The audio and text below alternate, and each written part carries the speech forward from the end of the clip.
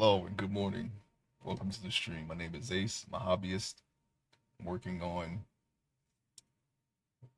making this a more complete drawing. Started with a sketch last week, but I'm continuing it today.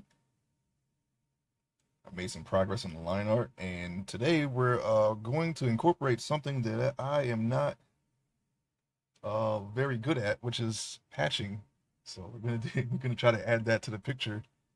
If it doesn't work, I guess it's just practice. We're going to try to make it work today. Okay.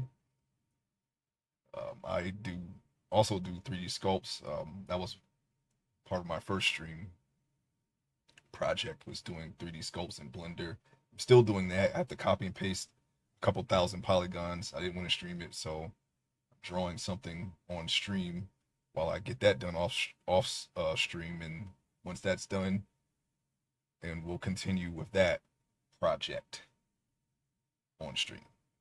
So we're going to get started and continue doing the best that I can with hatching on this face. I don't know. This is something I just want to add to my repertoire, I guess, so to speak. This is a test to see how my webcomic that I'm working on is going to look.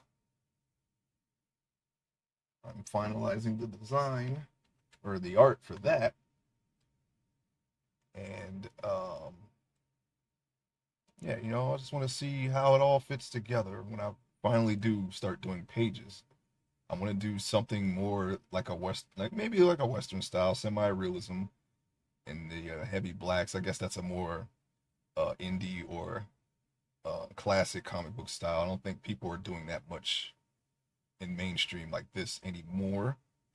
It's more of like a hard line edge, and inside is like blended. It's like all processed color or whatever. I don't know how to explain it, but that's what it seems like.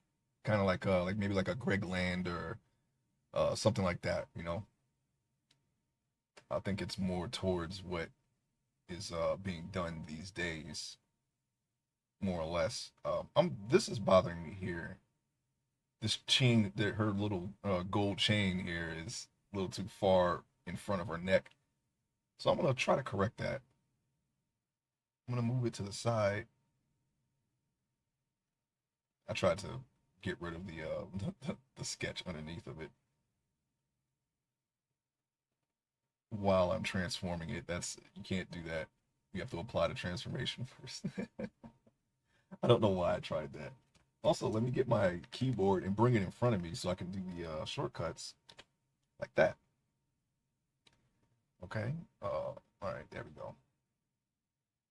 And I might have to move the rest of the chain over because now it's kind of weird.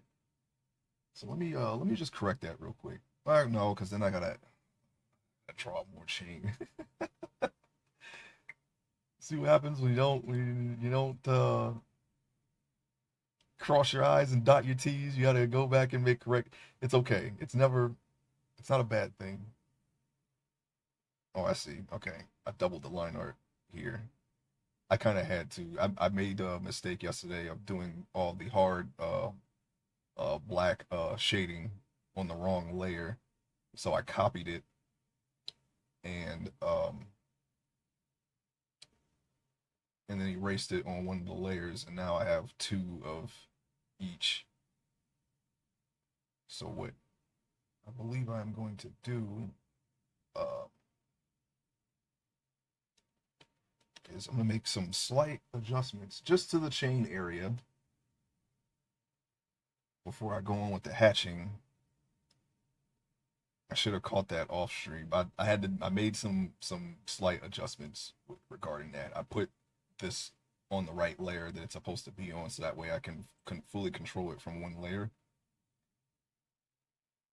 And it's just the shoulder area, really. It's just her left shoulder, isn't how she's facing. Right, just that part. I had to copy that. So it won't take much to fix that. There, that's how it should be. So I hope you're having a wonderful morning. Those of you who who come into the stream or watch on the VOD. We've been working, I've just been practicing art lately, and that's all I've been doing in my free time. It's been nice out, a little warm yesterday.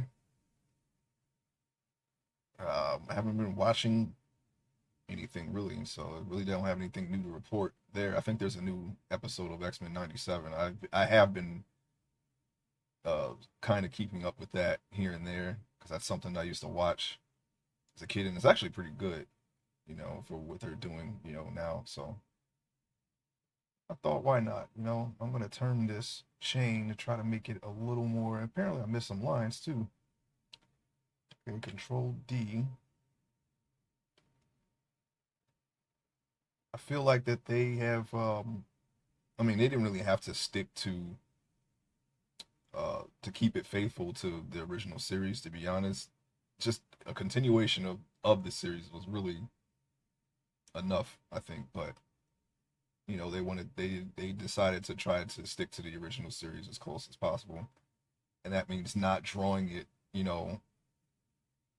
a way that animation is being drawn today. I mean, I guess I respect that. There's people who stick to an older medium, the way that an older medium was done, and I know there's people that I watch who are in game dev who like to do EGA games, and they try to remain true to the specific color palette of that. You know, I get it. I kind of get it. I get it. You don't want to make it too. You want to keep it in the spirit of the genre that you want to work in, or whatever you're emulating, or trying to continue.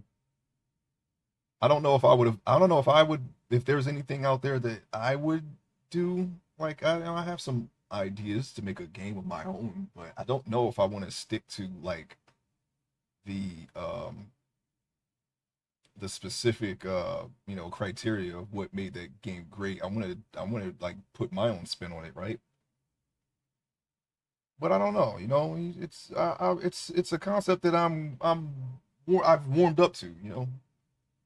I just don't know if there's anything that I would try to do that for that I can think of right now. Like I said, if I did if I made my own RPG, I don't know if I want to like keep it, strict, like, or it's got to be 2D, or it has to have these types of mechanics. I would try to put my own take on it, but now I'm like I'm really pondering that choice now. Like it's like, huh, can I would I be able to, is there anything that I could, like try to keep keep the faith, I guess, too? I don't know. I haven't played a lot of RPGs. That's the problem. I've only beaten a handful of RPGs, so I don't know. I played some beat 'em ups though. I guess I would be willing to do a, because I have an idea for a beat 'em up. I guess I would be willing to do it in 2D. I think there's people out there who believe that a beat 'em up should be 2D. Go down the street and punch the bad guys, gangs and whatnot. It has a specific look. It's usually an inner city type setting. I can see that. Like a Streets of Rage or a Final Fight, and everything, all the aesthetic look that comes with that. I don't think anybody does a beat 'em up like in the country. Although there's some games that have taken it there. I think Double Dragon's one of them. You go out into the like farmland, you're beating people up in farmland and whatnot. But yeah, I guess, I guess when I put it that way, I guess I could see it having the final boss. He doesn't you don't fight the final boss like hand to hand per se. Usually, a final boss of a beat 'em up has like some kind of weapon, like a machine gun or something. Hey, 99, good morning. Welcome into the stream. I'm talking about people who work in specific genres, who remain faithful to, if there's a previous work that they are continuing or paying and homage to.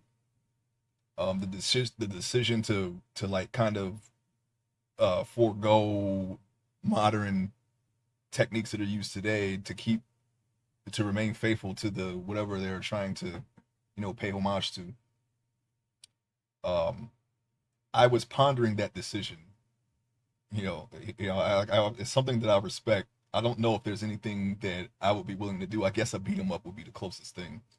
And I was explaining all the hallmarks of what I've seen in various beat 'em ups that I've played because I've played enough of them. I don't know if I could do that with an RPG. I've only beaten a handful of RPGs, so I don't know what is and what isn't faithful to a classic RPG, really. Oh, like Iga. What is Iga? I don't know what Iga is.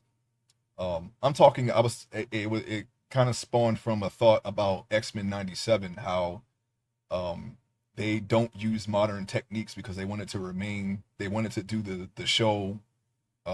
They wanted to have the look and feel as close as possible to the original series. And as far as animation is concerned, I'm not sure if I agree with that because that's what you sign up for. You sign up for the animation. You shouldn't nerf it. I was thinking you shouldn't really. Well, I was gonna say you shouldn't really nerf the animation um, of today to remain faithful to something that hasn't been around for almost 33 decades now.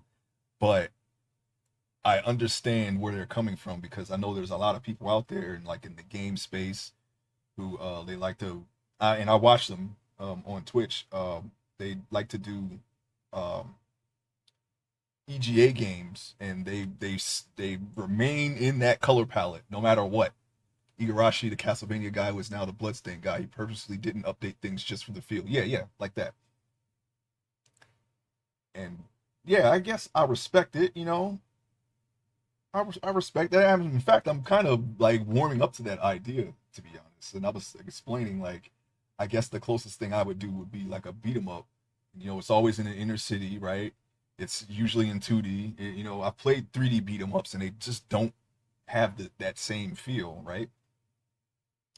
So I guess in a sense I can understand.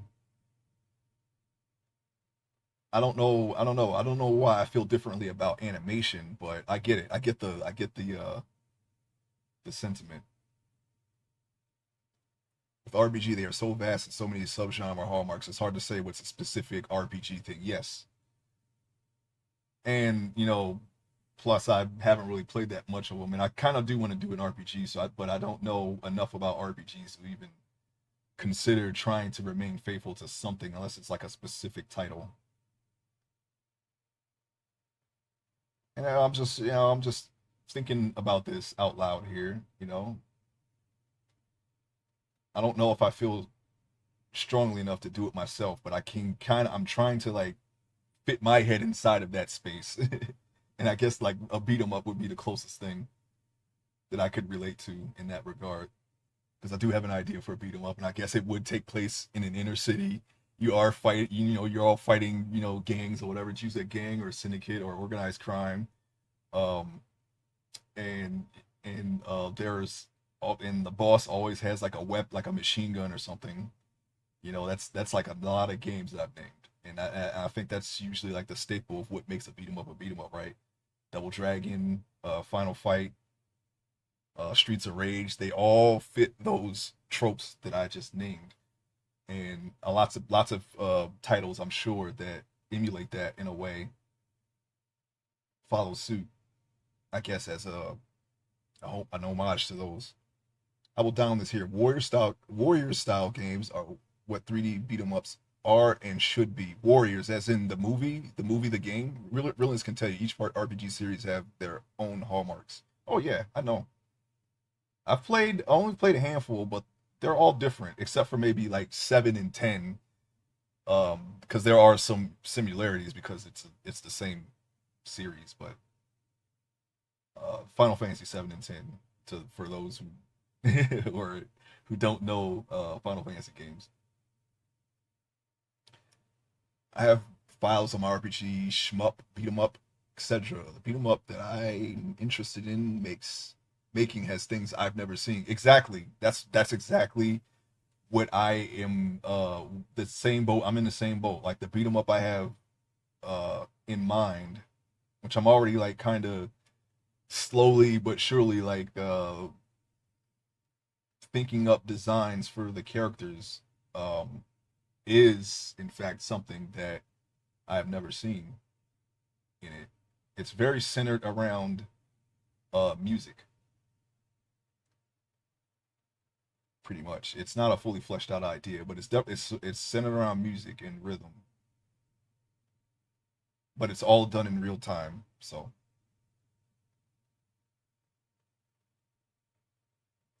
I don't want to make these lines too maybe I shouldn't make them too long because it makes it look like it's all one flat surface. And this person does have a brow and and a ridge. Warriors as Dynasty Warriors, Hyrule Warriors, DQ Heroes.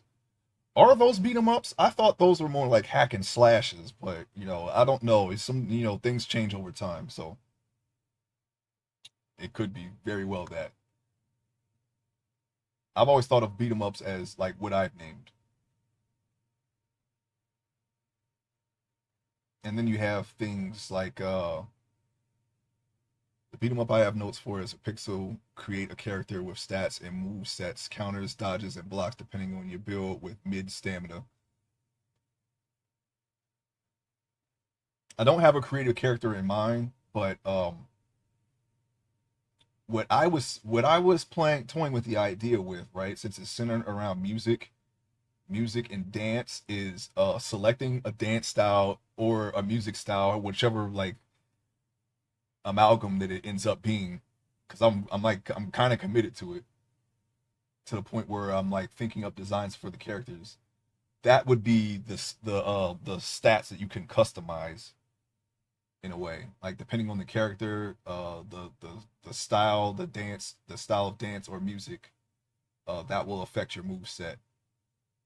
And then I was thinking of like kind of like a system similar to River City Ransom, where you can buy things that will increase your stats further from there. I even kind of have like a really rough idea of what the story would be around that. Play a 2D beat 'em up, then play one of them, and you'll notice the similarities. I mean, I have, yeah, I've played. Well, I mean, maybe this might not count to people who are like diehard fans to the series, but I did play Dynasty Warriors on PSP, and yeah, so yeah, I did play that. I've seen the PS2 ones, and I've played the romance games. There's like some overlap there. It's made by the same company, and it kind of has some of the same mechanics, right? And of course, it's the same characters because it's all the Romance of the Three Kingdoms characters and story and all that. But it's essentially the same people making it, so I treat them as the same universe, just slightly different game mechanic.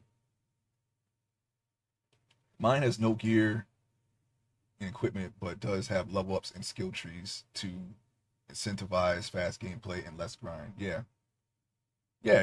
I think we're on the same wavelength with this.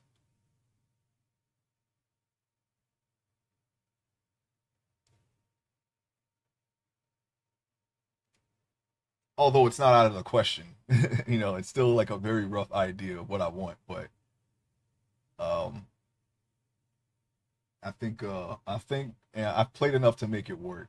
All I really have to do is just design it. But the only problem with it is because I really like Streets of Rage. That's my favorite one. And Streets of Rage has a great soundtrack.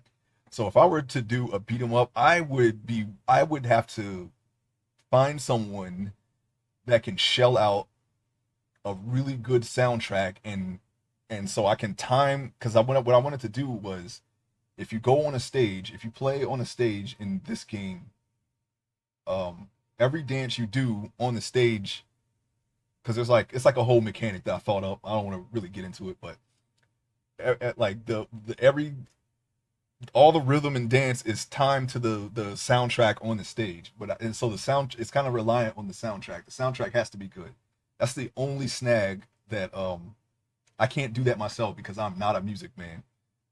I may have to pay someone to do that for me, but if I could get a really good soundtrack going, then I think the idea would work because it's really relying on that. That's the idea that I have anyway. I would have to I have to find someone who could really make a good soundtrack and then base the entire game around it. Good Lover Musician Studio can tell you how much of a nightmare that is. It would have to be someone indie. I would get. I mean, if I had the money, I would get Yuzo Koshiro himself to do it. He's the guy who did the Streets of Rage music. Because I mean, it just has his name alone would sell the game. But I think I could make a game around the music, no problem. It's really all the work is pretty much done for me. I just have to put in the dance and then like make the music around the dance, and then every character would be like a genre of music. Or and then you can on top of that you can mix and match. So you can have someone who is in the from who's like hard coded as a genre do something different in a different genre, depending on what you equip them with. But that's like a rough idea of what I want to do. Besides me making the soundtrack myself, like I would have to take like probably many years to, if I even could do it, to make something even halfway decent enough for me to use. I don't know. I'm not a music man, and I don't know if I could do it myself. Oh snap! Indie World is beginning. I'm gonna turn that on at 10. I don't know what that is, but okay, I got you. I'll have to catch it after the stream.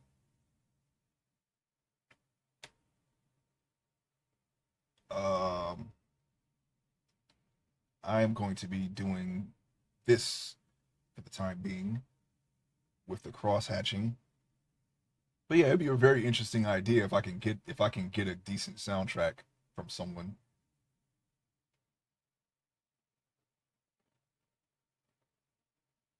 I could definitely give it my very best if I have music to work with.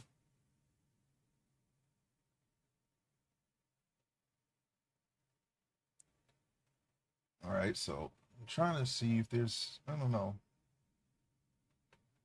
See, the more lines I add, the more it's like I don't know. I think I know what it is. I know what it is. I have to. I'm kind of like I'm just want to see. Oh. No, we just did. We did it on the wrong layer. That's okay. This is very undoable. Well, that's unfortunate. Sorry about that, people who are watching. I just I screwed up that time, and I could have just copied it, put it on the right layer. But actually, you know what? Let me just do that. We'll put all the lines back. Okay. I'm gonna have to erase some of those lines. I don't know. I don't know if this will work. Like I said, I'm not very good at cross hatching, but I want to add. I want to see how it looks with my art. Let's see. This is what I wanted to do with the shoulder yesterday, but now I kind of have to do it with this. I'll just do. I'll do cut and paste.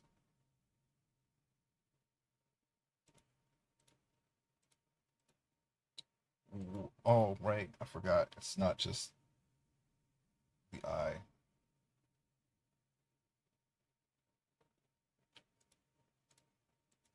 Okay, that's no problem. That's no problem. Oh, I shouldn't have done cut and paste then. What I should do is copy and paste, and then I can just erase whatever I just did there. Okay.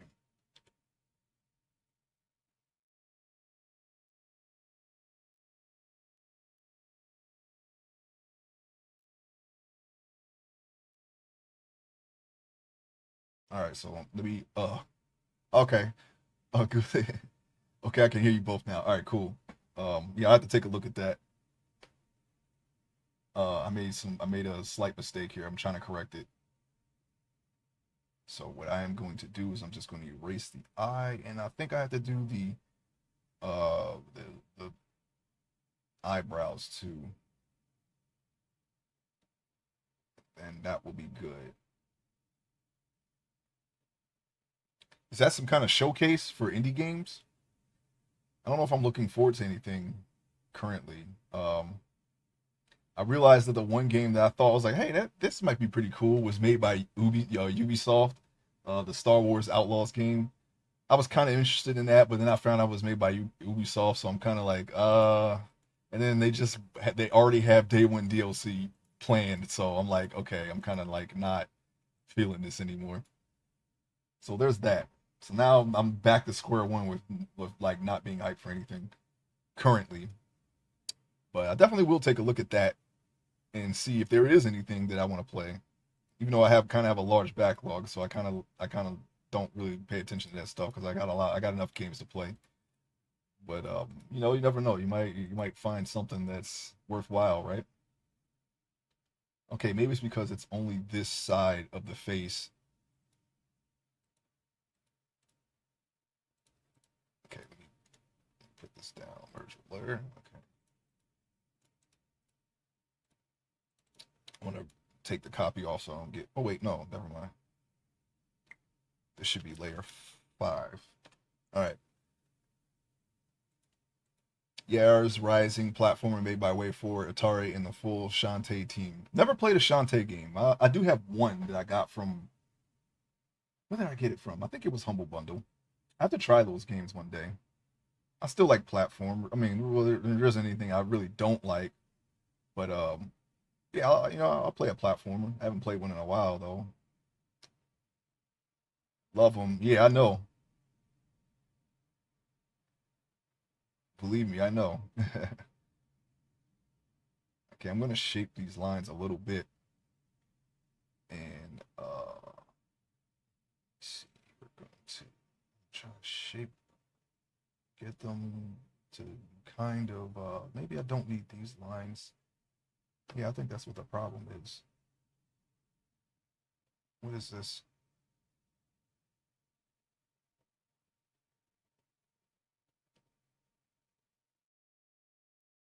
Am I on the right layer here? Oh, I see. I didn't finish the job. That's what I didn't do. Oh, wait, hold on. You know what? Let me put those back and erase the ones on the bottom. All right, there. Wait, so what's okay? So we have a little bit more, little bit more of a undoing to do here.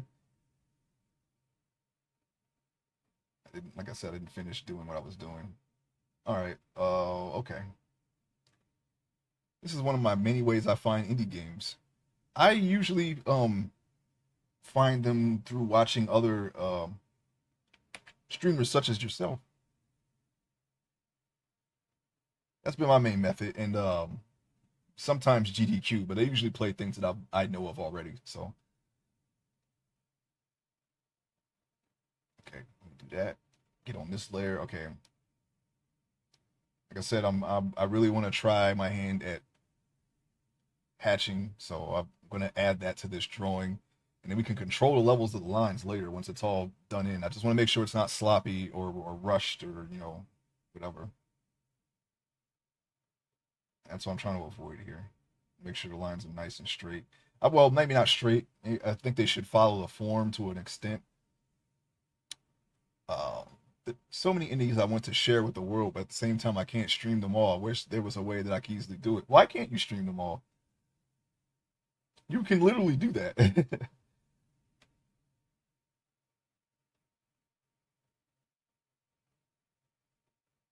Time and money.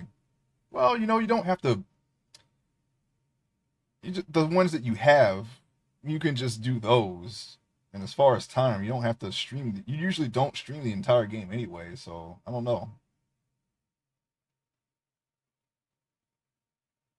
Okay, what I'm gonna do is I'm gonna redo lines here, and then I'm going to make them. I'm gonna try to like have the form of the brow show in the lines. So I apologize for starting again here. I'm going to try to do this right here. Like I said, this isn't my strong suit at all. I usually just do these really basic line arts that you see here, and I color from there. And but I wanted to try something different. It's been my goal to try something different, regardless if it works or not. I've done this. I've only done this a handful of times, and it, I don't know. It's each time I've done it, I'm like I'm not entirely sold on it, but at the same time, I'm like, okay, I know where I went wrong. I kind of did the lines. I messed the lines up, or they're a little too sloppy, or something like that. So I'm trying to correct the mistakes that I've made in the past when I try this. Oh, I forgot about Anton Blast. Pizza Tower kind of stole its hype. I've seen Pizza Tower. Pizza Tower actually looks fun. I've never heard you mention that game. I don't know if you would I don't know if you actually like it or not, but I meant to bring that game up to you and ask you your thoughts on it, but I never got around to doing it. Um, it's very Wario esque. That could have easily been a Wario game, but it looks fun. To be honest, I kind of want to try it myself. It's on my wish list. I normally don't play Twitch runners, but I'm willing to try. Yeah, I definitely want to try it one day. I'm not in a rush. Like I said, I have a lot. I have a lot of games that I can play.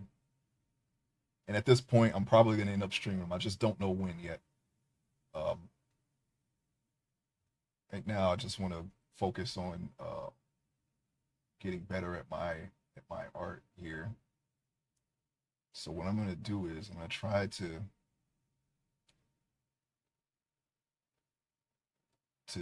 do her forehead muscles. I guess I can like a brow. Well, her brow's like right here, but usually there's like a I don't know. This is supposed to be like a rounded surface, so you don't really have to do this. But maybe she's making a face. Maybe she's showing a little bit of emotion here. I know she's kind of emotionless. That's definitely something that I want to avoid doing in my web comic is just having everyone just standing around and just with no expression on their face. It's part of the reason why I've learned how to rig my 3D meshes, and I can do the face and make them do whatever emotion. I really want my characters to emote on the page, and like I don't want them to look wooden or stiff or anything like that. That's something that see a lot in not only just in the industry, but in like personal or web comics or things like that.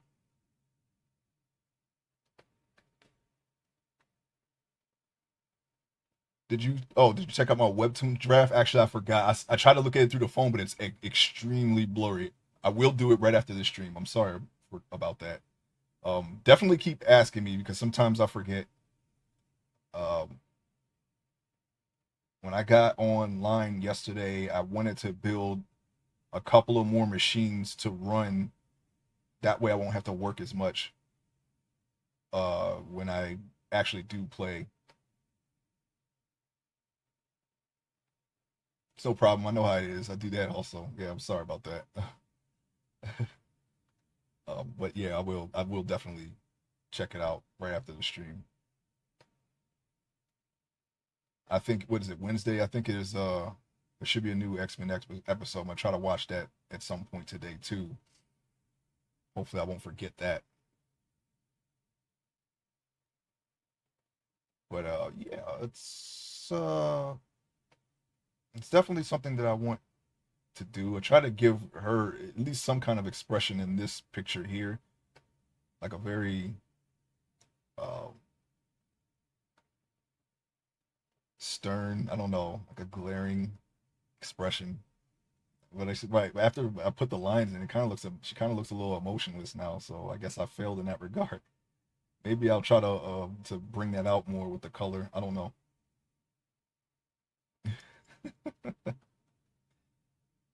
I think other than that, other than her emotionless glance here, I think it's turning out pretty well so far. It's just, I don't know how these this hatching, this very amateurish hatching is going to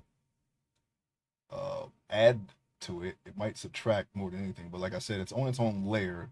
So even if it's too strong with the lines, I can control that and the blackness too with opacity.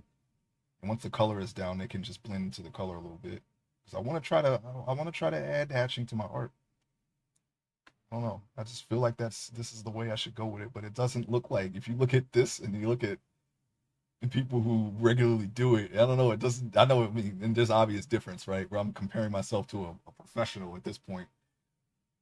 I don't know. Something is off. I've looked at how people do it, like with tips or tutorials, and I don't know, man. Maybe it's something I just don't grasp yet.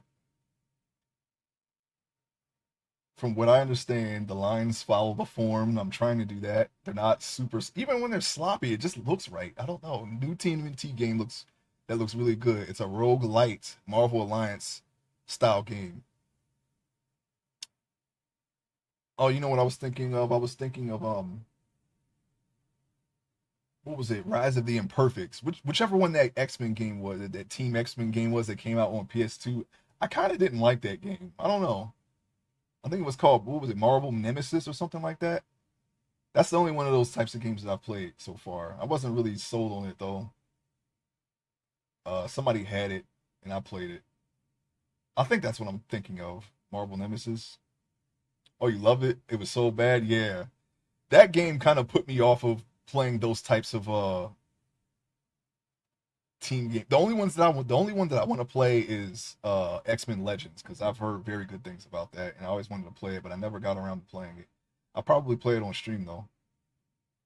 I do have it.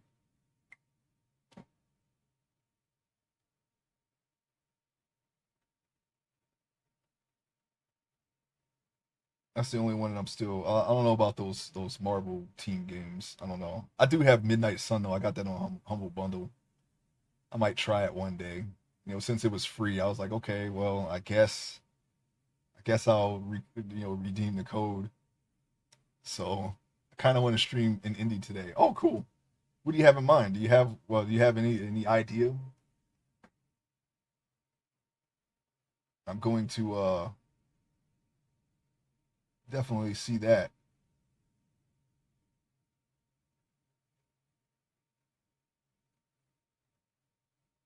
No idea. Just inspired by seeing all those cool games. I get you.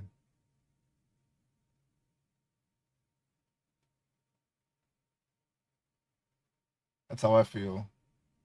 I was tempted to just I don't know. I don't really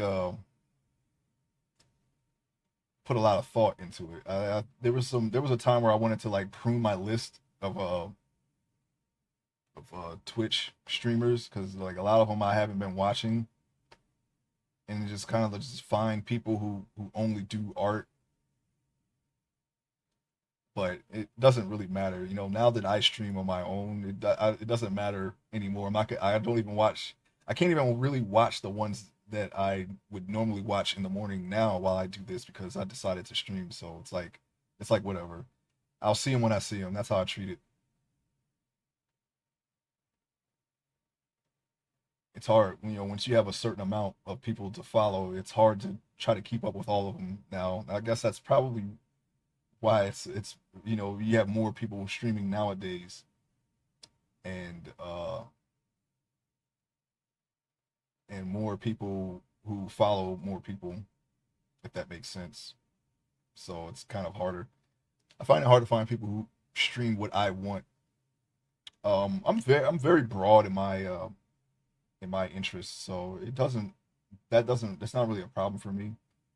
I can watch most things, and I'm not really like, and I don't have to be super attentive. Like if I can listen if I'm doing something, if I'm not at home, or if am at home and I'm usually just drawing, um, I can like glance up every now and then, but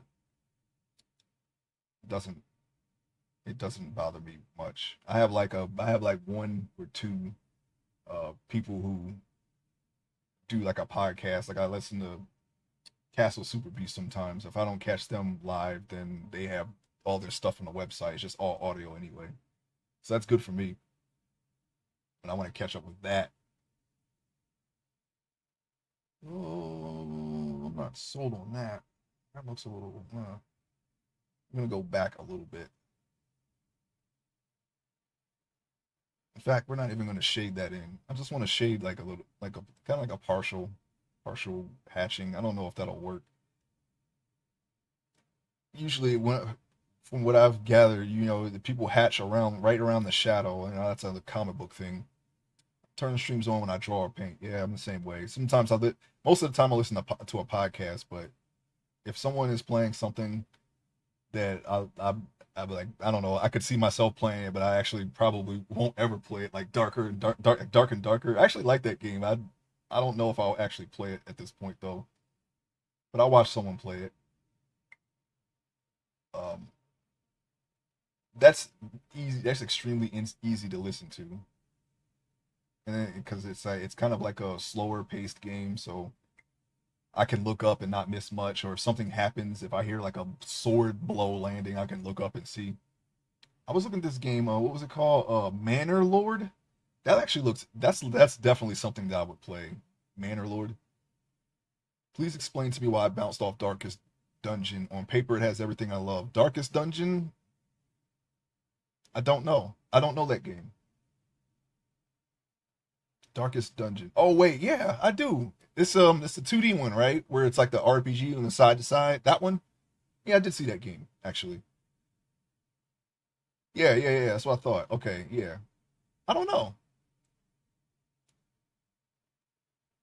I keep remembering that we did I need to circle back to Death Road to Canada. I was really enjoying that game. Gotta play it one day. That kind of reminded me. And there was another one too. It was I forget what it was called, but it was something like that. Like where you have it's like a roguelite, but it's like zombies and whatnot.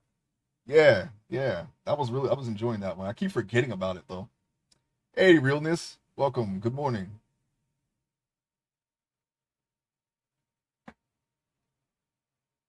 Just I'm not I'm not super good at hashing. I'm practicing that. I'm gonna add it to this picture. So we're going to try doing that. That's what I'm doing. Further along here. We got the lines in. I put some heavy shadows. It's more comic booky, but this is what I got so far.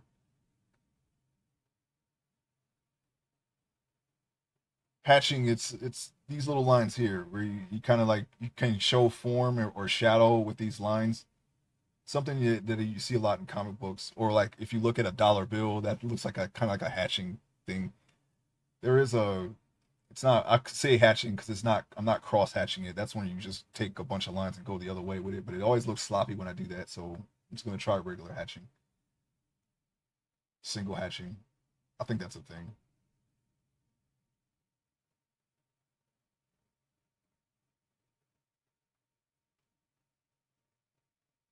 Just finishing up the indie direct. Yeah,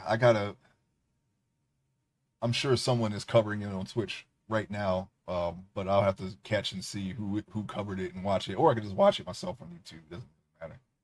I don't really need someone else's reaction, but it is interesting to see, what other people are interested in, because sometimes that does help in a way. I mean, obviously you can think for yourself, but other people's insights are sometimes valuable in that regard. Couple of things for me in the direct. I can't recommend it to anyone but me. Okay. I'll be back in like 10, 15. Dog needs out. Magic Penguin 3. That's that game, right? Yeah, I'm gonna play that game too. I have that I had the first one, I think. God, I wish. Oh, that's not a thing.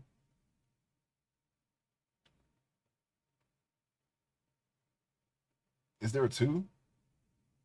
I think I have one for PlayStation 2. Ain't that the one you wanted me to play where you gotta do all the art stuff?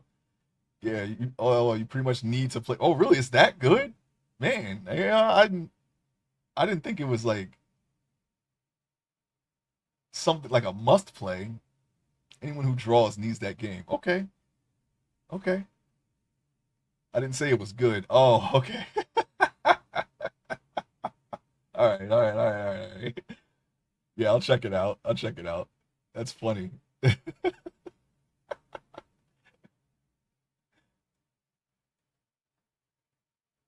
It's one just wanted something that just only 99 really likes. I can't believe they had Neopets games on PlayStation 2. I didn't know that. That's kind of funny. Neopets. I haven't played that since the year 2000. I'd like dabble in it. I tried it for like a couple of weeks and I was all right, I'm good. I got Pokemon. I'll just play that. Yeah, I think what was it? Yellow, gold, and silver were out then, so it's like it's pretty funny. It's one of those games that definitely was not good or well made, but it was still fun. Oh yeah, sometimes there's some charm. Sometimes those types of games have enough charm to where it's like, okay,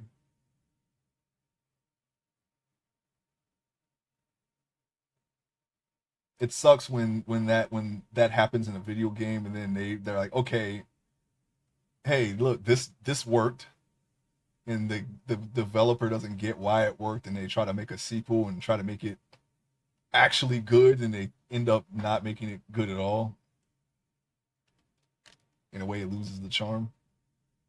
So I guess that happens in movies too. Like Samurai Cop is one that comes to mind where it was a cult classic and everyone liked all the humor in it. I guess it was unintentional humor and the dialogue and whatever. And the director saw that people liked it and didn't get why people liked it, and then made a sequel and kind of it wasn't as good. Samurai Cop is the best kind of movie. Yeah, I've never actually seen it myself, but the parts I did see make me want to watch it. It's definitely something.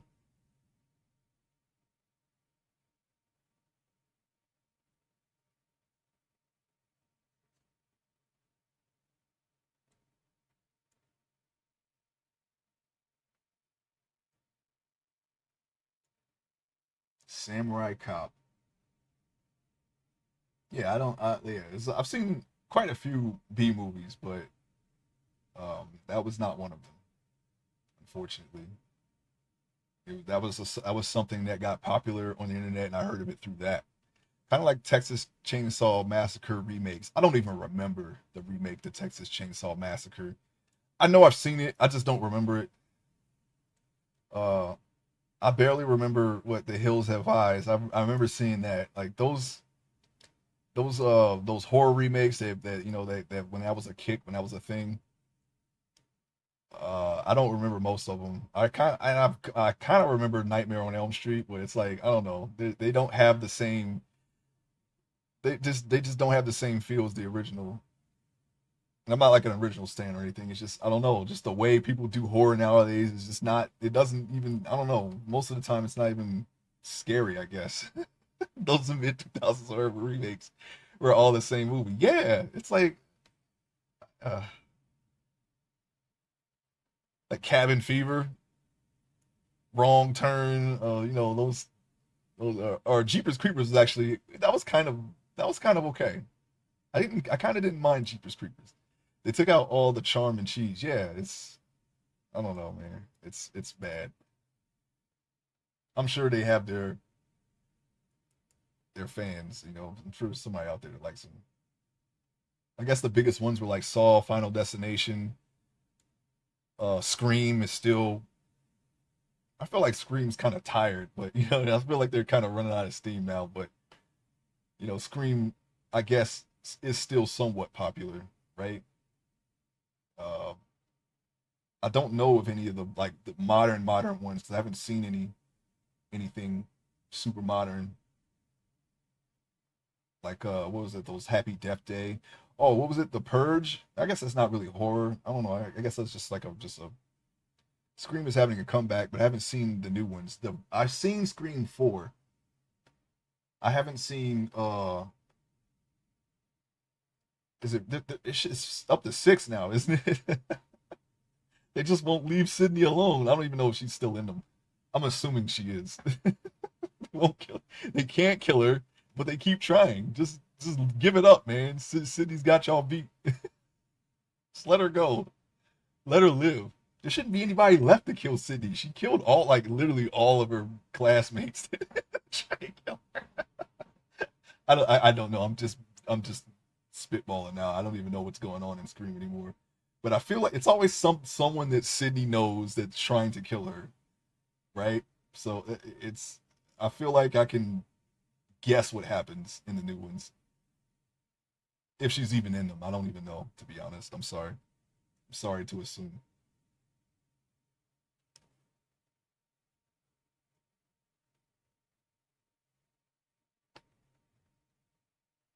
Yeah, Final Destination, Saw. I think I stopped at Saw 3, 4. I don't know. Hostel.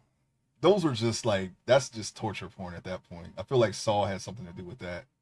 But I remember seeing Hostel. I remember it being just people just getting just destroyed just for the sake of it, and then that's all the movie has. At least Saul is like you have that kind of like that false hope spot. Maybe they'll get out of this one. Maybe they'll get out. Sometimes they do get out. Sometimes they don't. There's always like something. Yeah, it was literally torture and porn. Yeah, that's what I remember about Hostel. I remember that. I remember that one, and I did see The Hills Have Eyes. Uh, Dang, what else is there? I don't know. All those movies, man. It's just I almost wanted to see the one with Kane. Kane, the wrestler. What was it? See No Evil. I only wanted to see it because he was in it. I just wanted to see how he acted, like what kind of job he did as far as acting. I never got to see it though, and after a while, I just stopped caring. So I never saw it. I was just curious. It was like, oh, Kane's in the movie, huh? I wonder how he acts. You never know these days. Sometimes, you go in. I never thought Batista would make it as far as he got in acting. He's actually a pretty decent actor. I didn't know, but I didn't really know Batista, to be honest. I don't even know if I actually even seen him wrestle. I think that was around the time where I stopped watching it. But from what I've seen, he does a pretty decent job. I remember wanting to watch it, my grandma refusing to buy it. Yeah, I was just curious. It's a wrestlers who turn into actors. It's like a mixed bag. You don't know what you're gonna get. They might actually be good at it.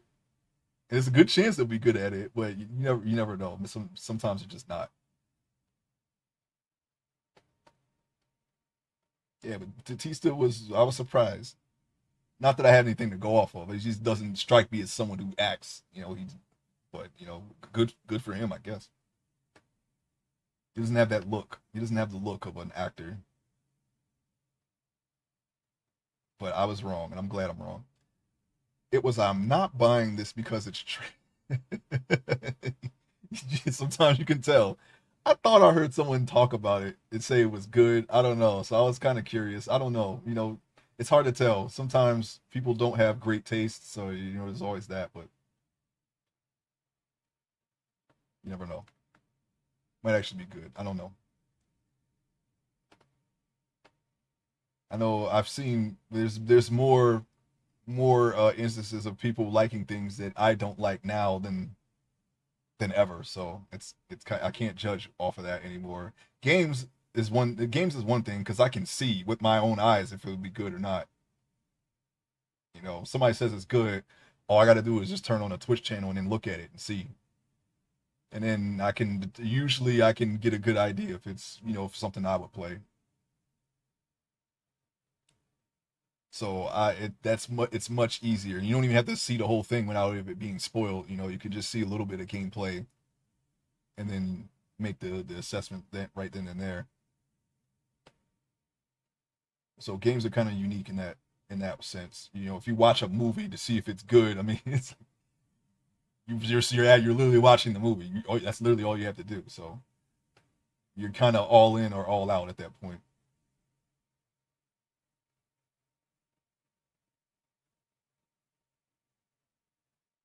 Yeah, I can't even begin to. What was those doll movies? It was I know that's a thing, right? the little doll, little cursed doll. Not Chucky. I know Chucky, but there were like a series. It was like a. It was I don't know. It might be a couple of them at this point. I did hear Witch was good. Witch with two V's. That's can't even begin to describe what that's all about. But I heard that one was good. I didn't get to see it.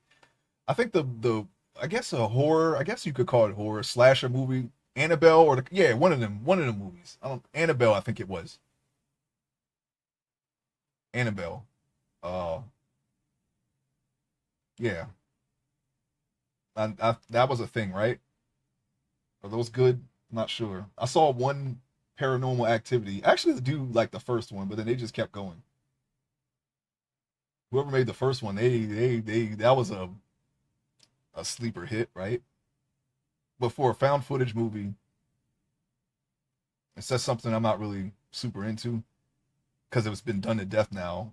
I didn't see Blair Witch until like later, and I didn't see it when it was new in the '90s. I think it was the '90s anyway, the late '90s. Didn't see it then. I saw it like many years later, many years after that. And I was like, oh, okay, I get it. Now I understand where all this comes from because I might have seen other found footage movies before Blair Witch Project. But I was like, okay, I see it. I saw Blair Witch 2. That was not good at all to me. It wasn't even found footage. It was an actual movie, like with actors. Well, I mean, they're all actors, but it's like shot like a movie, not like found footage. Guess that's what I'm trying to say.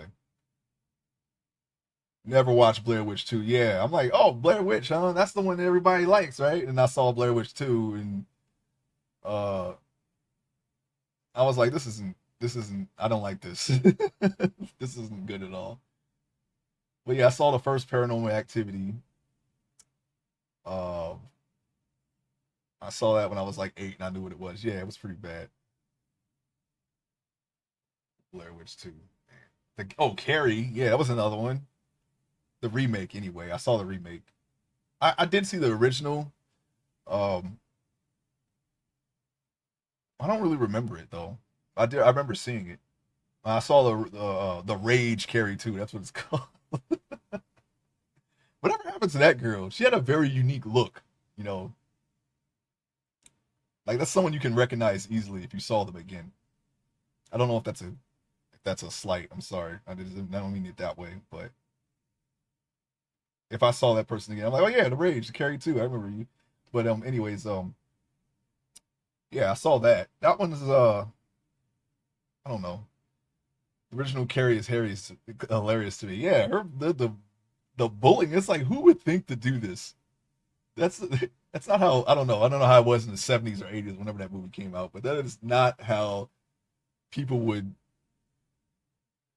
bully you in high school. I guess I don't know. Don't do that. I don't know. That's a little too far. They always go like super far with when they show bullying in movies, like to the point where it's like almost comedy at this point. It's like nobody goes this far for that. But I don't know. I could be wrong. Maybe that did happen to someone somewhere.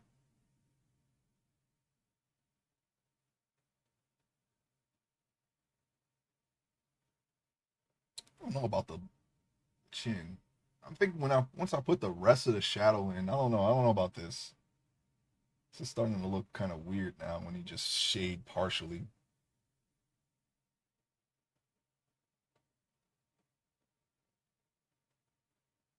The original character, yeah, you said that. All right, I read that. See, I'm trying to remember any other movies. Horror. You said Final Destination. I didn't even see all of those. I don't even know how many Final Destinations there are. I think there's 8 Saws, right? 8 or 9, something like that. I saw up to 3. I saw up to the point where they finally find out who Jigsaw is and they start showing him more. I saw that much of it. I don't remember what happened. I know he needed some kind of surgery. There's a lot of Final Destinations in Saw. Yeah, yeah, there sure are. I know I didn't see them all though. I saw the first 2 Final Destinations. I don't think I've seen Final Destination 3. I know one that like kind of fell by the wayside. What was it called? Urban Legends. I don't even remember what that was about. I know they were trying to like mimic Scream. I think there was. two urban legends. I could be wrong though. I don't know. I could be getting them confused with something else. Like I Know What You Did Last Summer. I think I heard that was coming back. It's another one. I guess I Know What You Did Last Summer I guess that one was okay, but they didn't really make that into a huge franchise. They just did two of those. Forgot about urban legends. Yeah, there were at least two. Yeah,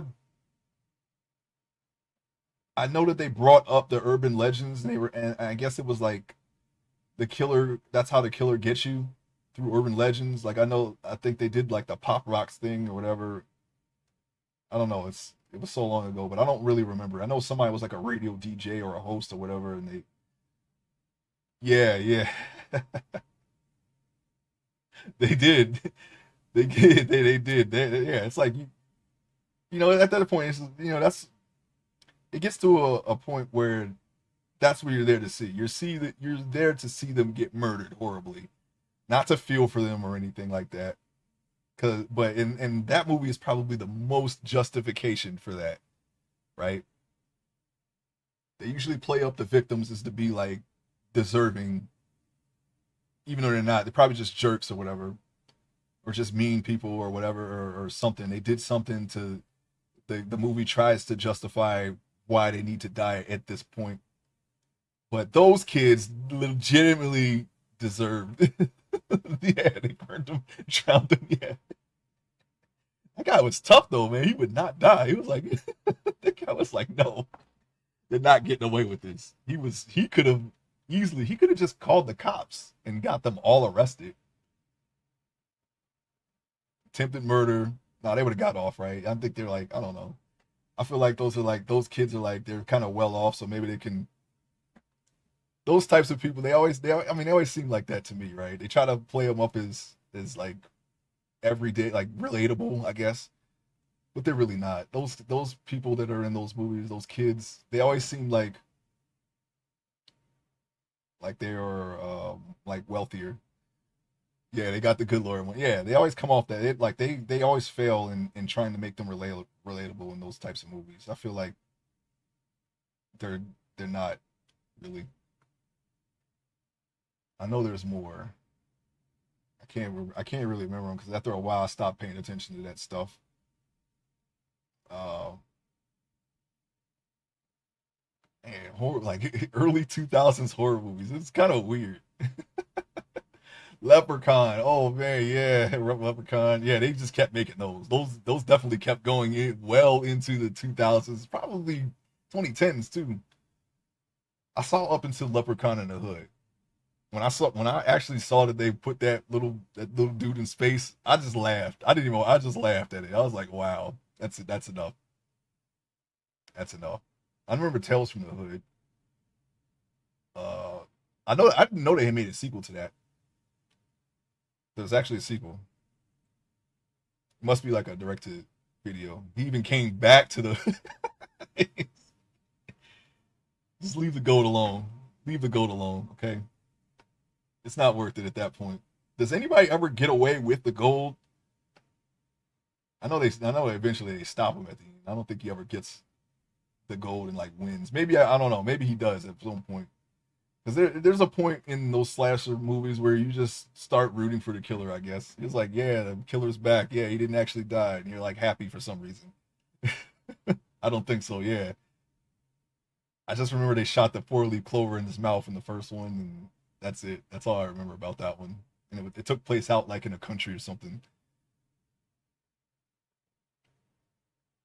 It's yeah, it's something. Wasn't Jennifer Aniston in the first one? I think so. Yeah,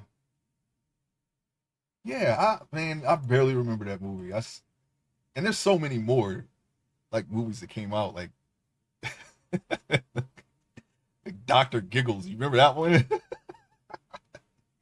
It was that dude from Darkman, the guy that Darkman always like his arch nemesis. He was Doctor Giggles, and I don't know. I don't even, I've seen that. I don't even remember it. Doctor Giggles, yeah, his name was Doctor Giggles. He was like some kind of dentist or something like that, or anesthesiologist, and I don't even remember what. I think he was just crazy, but he would go around and kill people.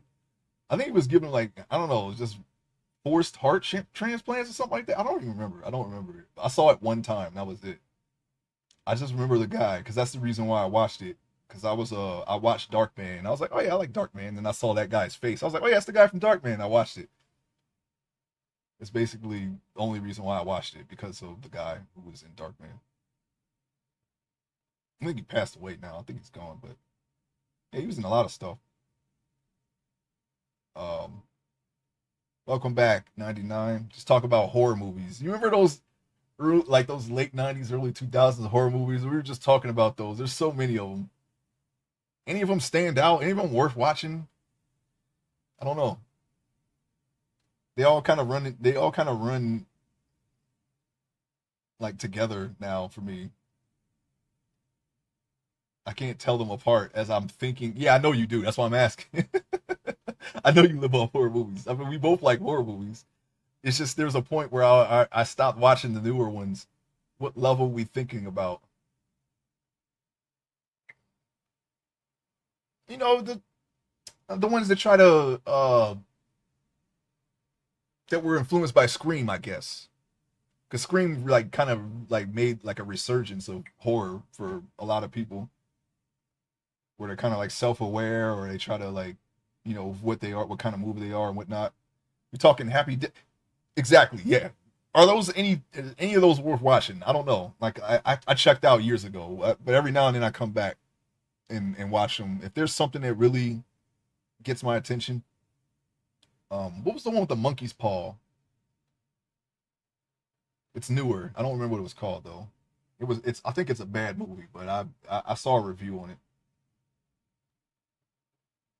There's like a little box, and you take the box and you make a wish and you get the wish, but you know as a monkey's paw, how that works, you get something gets taken away from you as a result of your wish, and the person is so selfish that they kept making wishes after the first one. They kept trying to fix things. You can't fix it. Can't fix things. Can't fix it. Not with a monkey's paw. But yes, the Happy Death Day. Are those any good? I haven't seen it. I heard Witch was good. Witch with two V's. I can recommend both Happy Death Days. Unfriended and It Follows from that tier of horror. And you know what? Those are the ones I've heard of those. I've heard of those. Yeah. Okay. Just curious.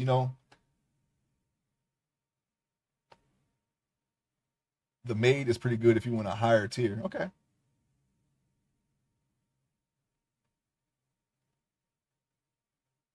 What was that one? There was one that I kind of liked. 13 Ghosts. I guess that was okay. it's very it's very standard, you know. I can recommend Mother. Yeah. Yeah, yeah, Mother, yeah. Oh, that's the Jennifer Lawrence one. Yeah. I actually did want to see that. I just forgot about it. I have a lot of movie catching up to do. Shannon Elizabeth. Yeah, and what was that? That female rapper, Rod Digger. She's in it too. Whatever happened to her? I think it was what was it? I can't name one song of hers. I'm sorry. I can hear it, but I don't know the name of them. I'm sorry. I did. It's House on Haunted Hill. That was another one. I think Tay Diggs was in that one. Tay Diggs. No, was it Tay Diggs or was it Yeah, it was either Tay Diggs or it was nah, what was it that? Was it Morris Chestnut or was it Omar Epps or no, not Omar Epps. Yeah, Omar Epps. One of them three. I don't remember. I get them mixed up. Rod Digger was still doing stuff 10 or so years ago. She was never that big. Yeah, yeah. I heard a few of her songs. I don't know the names of them. Unwelcome. Okay. I didn't see Get Out. I heard that one was really good. Obviously it was like I guess it won awards or whatever. Um not I'm not super into I didn't get into and Peele, so I wasn't sure if I should watch it. But apparently he's pretty good at what he does now. So well, his new shift in the what he was doing. He was a sketch comedian, right? I didn't actually watch their show. All I know is that they took over Chappelle's show, and then they ended up getting their own show, and I didn't really see it, to be honest. I saw what was it? Peel. Peel was in the latest Predator movie. That wasn't a very good movie, and I like Predator. I'm a Predator fan. I didn't like that movie though. He was in that.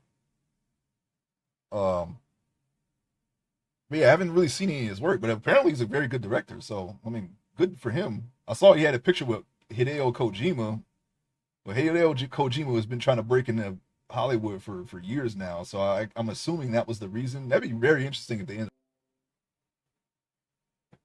Hello,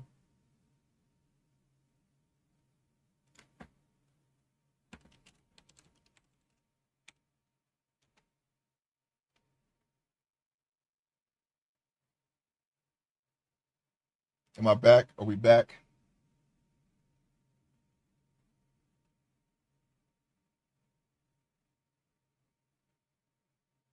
Okay, yeah. I don't know what happened there. Sorry about that.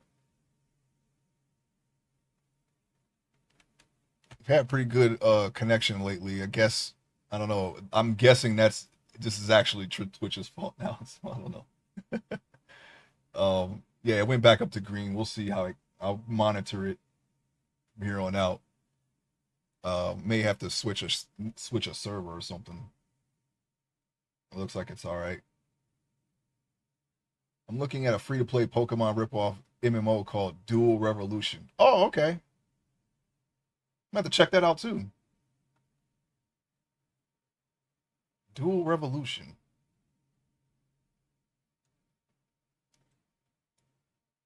Like, is it like Unite? You mean?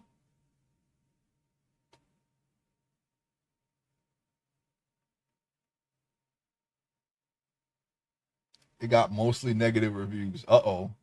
Well, I mean, Steam reviews are not they're not super reliable. People will not recommend because it doesn't work on their computer.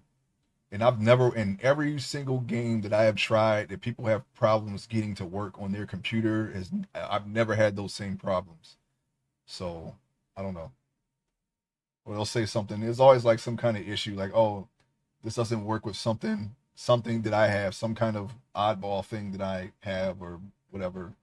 Keep or no controller support, things stupid things like that, really dumb things people will just give a not recommend for. So I take Steam reviews with a grain of salt now. If anything, the reviews might actually make me want to try the game. But if I'm in doubt about something, I'll just look at it if someone stream it, if that's possible. The reviews are that the catch rate is super low. There's also negative reviews because you have to go back to Poké Centers a lot. I mean, you got to do that with regular Pokemon, right?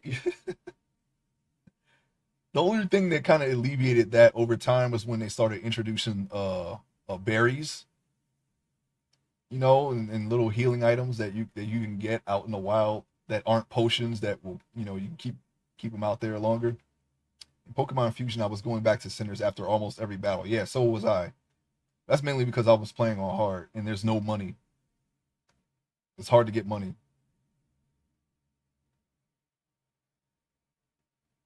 It's basically what I was doing. Same, yeah. It was very hard to get money in that game. I still have to go back to. I actually enjoyed playing that. I've seen people playing Pokemon Crystal Clear, and that's open world uh Gen 1 and Gen 2. I've seen people been playing that lately. I have to give that a shot. Apparently it's really good. You can start anywhere, and that's the one difference that I know of so far. I haven't actually watched the game yet, but I noticed people were playing it.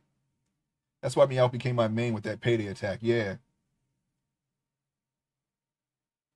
I definitely want to go back to that one day. I've been playing a different one.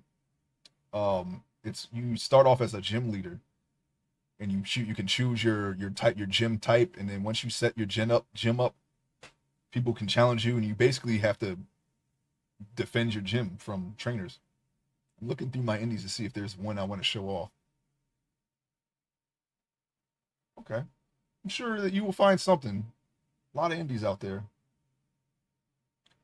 Have you tried the one that I was talking about? The one that's like Castlevania. I can't remember what it was called right now. Uh, I would have to open up Steam to look. No, not that. I forget what it's called. I'm sorry. I'll have to send you the name uh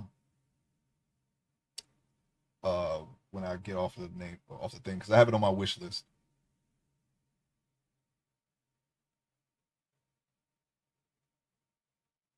But it's definitely one that I want to play. I still didn't finish Momodora 5. Yeah, I have not I'm sure I've seen you stream that game. I can't think of it right now.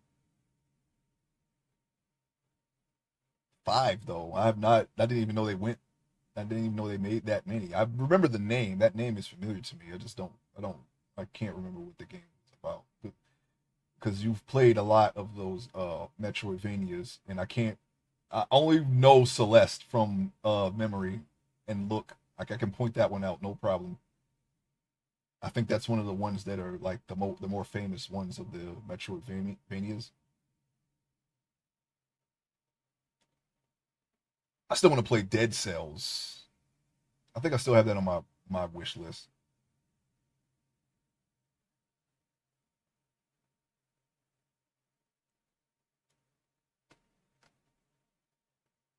I wish I liked Dead Cells more. I don't have a frame of reference. It looks like something I would play, so I want to try it. But other than that,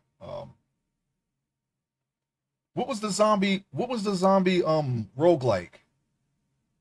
If you can think of any, I want to try that one too. I can't remember. I can't think of the name right now, but it's on my wish list. There's a zombie roguelike. It's sort of like how yeah, I know. I'm sorry. It's sort of like how Death Road to Canada is when you get out of the car and you go and search a building or something. It's like that. Something about a mansion, dead mansion. No, it's not called that. It's that's got to be it, right? That's got to be enough to go off of, right? I don't have anything more because I don't think about these things uh lately. I've been really like into my own art. Isometric, sort of. I don't want to open Steam up right now because it might come up on my freaking tablet, and I don't want to do that.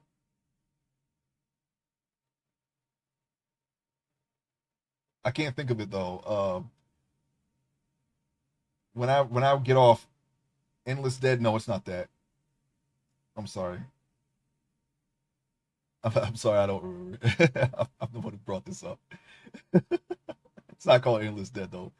I'll know the name when I see it if I see it, but it's on my list, my wish list. Dead Estate that's the name of it, isn't it? Dead Estate, isn't that it? No, I have Project Zomboid. I know that one, and I actually want to play that.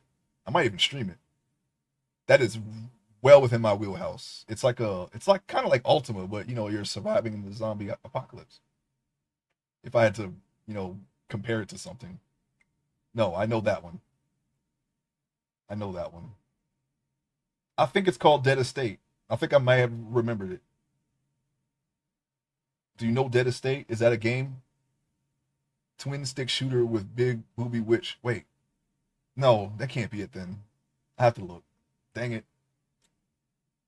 I don't know many games like that.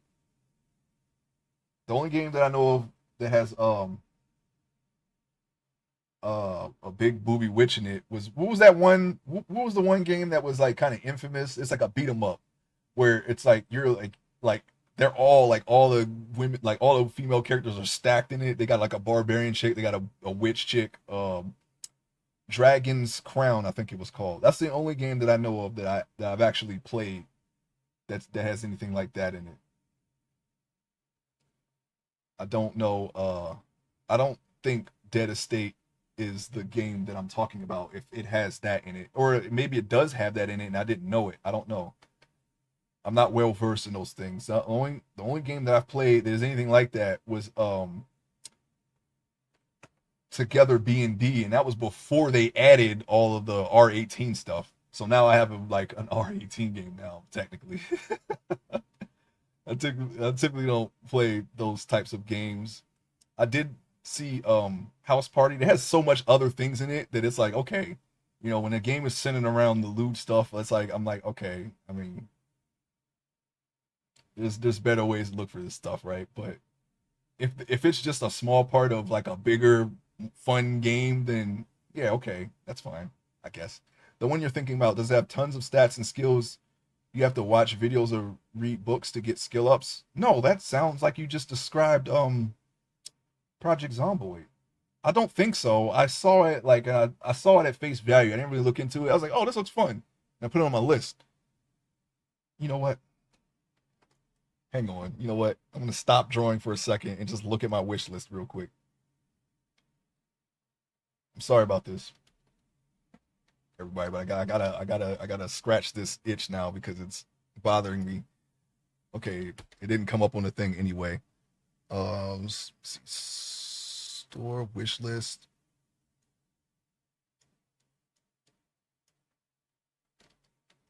Won't take long. Oh, and the game the Castlevania game was Infernax. Have you tried that? I really want to play that. That looks like something I want to play. I still have Freedom Planet 1 and 2 and all the yeast and Atelier games. I'm slowly collecting those because I want to do a RPG uh slam down. I'm just gonna call it. Just play a bunch of RPGs. I might do that. I'm going to probably do that on stream. Uh, Hang on. Yeah, it is called Dead Estate. There's no witch in this though. It's literally like a dude with a beard. Yeah, because you can pick up guns and whatnot. Yeah, it is called Dead Estate. That's what I was thinking of. I don't see a witch though, unless it's something you kill. River City Girls, Closing Shift. I want to get that. Yep, that was the one. Dead Estate was the one. I actually got it. Have you played the first two Yeast games? I played zero Yeast games. Oh, my song from Jet Set Radio Future is playing. Let me see what it is because I can't hear or see. Oh yeah, aisle 10. Yeah, it's a remix. Someone did a remix of it. I was like, okay, I'll do it. I didn't want to put the actual song in it because I think those are licensed, and I don't want to get if they ever decide to live strike something, I don't want to get caught in that. So I got remixes and things like that. The witch is a returning character in the game. Okay, Atelier Ryza games are the ones to play. Skip the rest. Okay, Atelier Ryza. I should be able to remember that, but I'm gonna write it down just in case. Atelier Ryza, in case I forget, because I have so many things that I have to keep track of now. Nowadays, I'm starting to forget little small things like this, and I'm just making it more difficult with art and streaming and all that. Atelier Ryza. I have to see if I actually bought Atelier Rise. I think I started with Yeast because I got the first three, Atelier 1, 2, and 3. And I was like, okay, I'll get the whole thing. I gotta see if I actually have yeah, I think I got some Atelier. If it's not Rise, I'll stop getting whichever ones I do got, play those out, and then switch to Atelier Rise when I do that. Or I don't know, if I'm enjoying them, I might just play them all anyway. I don't know.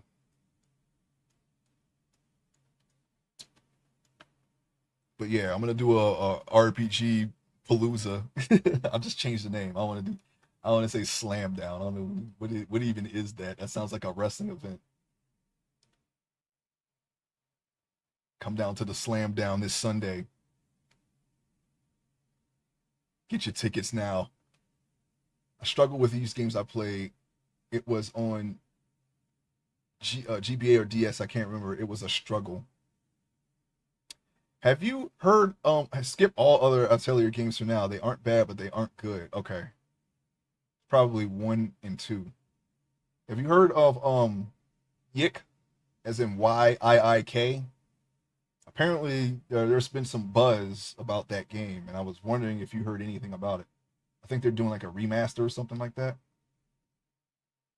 I heard the whatever game that came out wasn't that great, but it was like something behind it. I don't know. Maybe it was like controversy or drama or something, or maybe hype. But apparently the game is coming back or something. Do you know anything about this? It's called YIIK. I call it Yik, but I don't know if that's how you say it because I was calling Yeast YS because I'm not familiar with that series at all. You know, I just discovered it like a year or two ago. And I was like, okay, I'll put it on the list since I have a bunch of RPGs to play anyway. Like I said, I've only beaten a handful of them, and I wanted to like consume as many as possible because uh, it's the second I learned how to make a game. Making an RPG is definitely on the list. I consider myself a fan of RPGs, but when I really thought about it, no, I only beat like 5 of them total, and I just didn't really think about it. I played a lot, you know, but for whatever IRL reason, or if I didn't own the game, I didn't get to finish it. But 5, and I can name the 5 right now. Here I go: Final Fantasy 7, Final Fantasy 10, Jade Cocoon, Chrono Cross. That's 4, and Buck Rogers Countdown to Doomsday. That's not a JRPG. That's a Western RPG with D20 rules. You're going to beat the FF3 the FF3 cartridge. That name is familiar. Which one? Which one is familiar? Oh, Jade Cocoon. Yeah, I don't remember anything about Jade Cocoon, but I remember beating it. Oh wait, no, you know that's not the only. I forgot. There's a sixth. It's not a JRPG, but I beat the Summoner. I think that's an RPG. Correct me if I'm wrong. And then there's ARPG Diablo 1 and 2. I did beat those, if you count those. But I'm talking, we'll just stick to JRPG. So I'll just say 4, not counting Countdown to Doomsday. That was the very first RPG I played. I might stream that one day, or because I know that game well enough to play it. Maybe not the DOS version. I have to play through that. It's a little bit different from the Genesis version. There's more stuff, which is a plus, but it's done in the way of you know, a DOS game where you know you have the picture up at the top left corner and you play the game through that picture. That is not how the Genesis game is. Genesis has a more of an open world map that you can control through the controller. So it differs in that aspect, and it's a little bit trimmed down, streamlined for Genesis because the cartridge doesn't can't hold all the data, I guess, that the DOS game had. But the DOS game is more, and it's only there was only slight differences in how you move through the game, and there's a sequel that you can carry your team over. So I might play that one too, but I'd be playing that one a little blind because it's not the Genesis version. The differences might actually matter. There's absolutely no reason to play Final Fantasy 3 when Dragon's Quest 3 exists. I have to play that series. That is and I've been getting them. I was trying to determine which ones were worth it, but I might just play them all. I tried 8 so far, like the first hour or two of 8. That's another RPG that I've tried but never really beaten. Was Dragon Quest 8. I wasn't going to play the entire series at first, so I looked around to see which ones were worth playing because apparently I don't know, there's peaks and valleys, I guess, but I could be wrong. From that's what the vibe that I got when I was looking for information on this franchise. And I might just play them all if that's not an issue. Yik sounds familiar. Yeah, yeah, yeah. You played Chrono Cross but not Trigger. Yes, I know. I know realness. I know. I feel like I would get crucified in certain circles for that, but I mean, what can you do? I didn't grow up on SNES. SNES was what my friends had, and I played SNES through that. My friends and some of my family members. I was a Genesis kid. Chrono Cross is on SNES. Or sorry, not Chrono Cross, Chrono Trigger. My bad. The closest thing to Trigger was Scheherazade for the NES. I actually like that game. If I were to do an RPG, I would like to kind of do it like that because it has RPG elements in it. There's some things I would take from Scheherazade. Really want to play Jade Cocoon and get around to part two. Never played it. Yeah, I think I'll play it. I don't since I don't remember it. It'll be like me playing it blind, I suppose. Okay, those lines are getting a little sloppy. Let me fix just that part.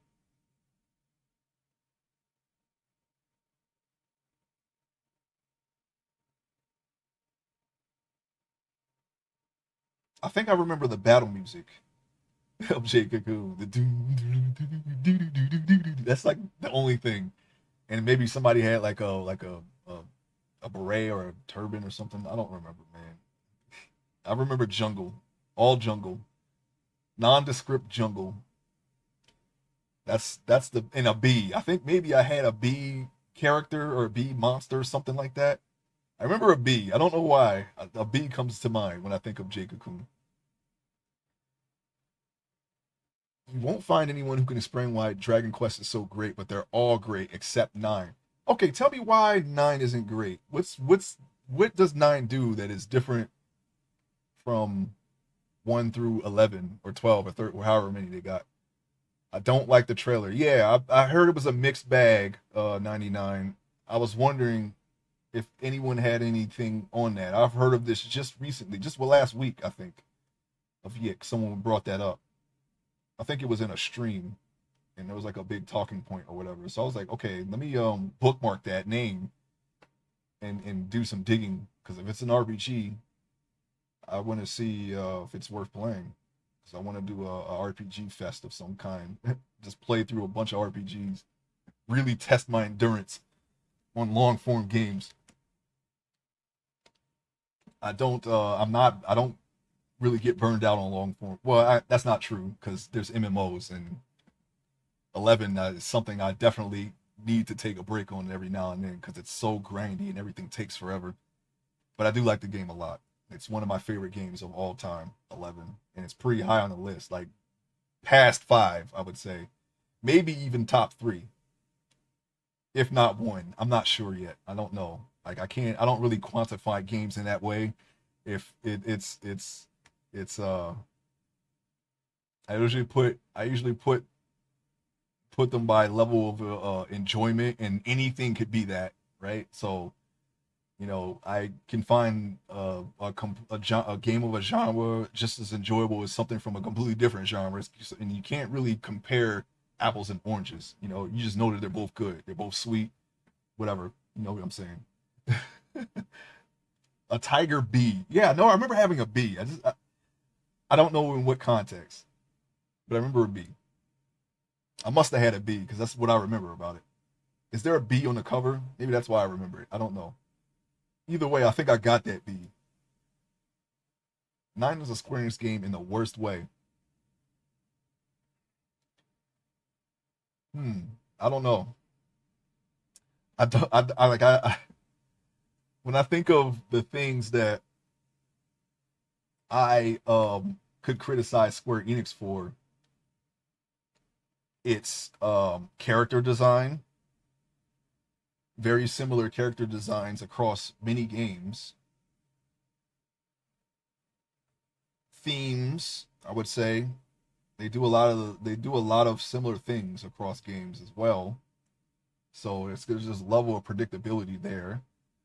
Uh, Grind as far as like gameplay, it's mostly comparable, right? Tons and tons of meaningless content. There isn't really a story, and the story that is there is all DLC. Oh yeah, that don't sound good to me. When your game is relying on DLC, I don't know. That doesn't, I mean, I get it. Scummy practices is one thing, but if I buy a game and it has microtransactions, I'm just not gonna buy the microtransactions. Or if if there's DLC, I'll judge the me getting the DLC by whether or not how good the game is first. If I really enjoyed the game, I'll get the DLC. Like The Witcher, and The Witcher had good DLC, I think, in my opinion. I don't know, but I'll give you an example of like the outer worlds. The game was all right. You know, I was looking forward to it because it was Obsidian, and they're doing their own version of Fallout game. It got really good at the beginning, but after you leave that beginning area, it kind of falls off a little bit in enjoyability, and there's not really much variety after that first planet. So when I beat the game, I didn't get the DLC. I think overall it was okay. I would say it's slightly above average, but because of that, I'm like, I'm not buying the DLC for more of that. No thanks. But I enjoyed Witcher like from start to finish. I was like, sure. Do I want this train to end? No. I'm gonna get Heart of Stone, and I'm gonna get Blood and Wine, and that's what I did. Okay, what we got here? Yeah, I said that. Okay, 9 is the best of Dragon Quest, but made bland. What do you mean? 9 had a great story. You were the chosen one. Go do chosen one things. 10 hours later, still no main villain. Go be a chosen one. Hero continues to not know how to be a chosen one. Final boss shows up out of nowhere.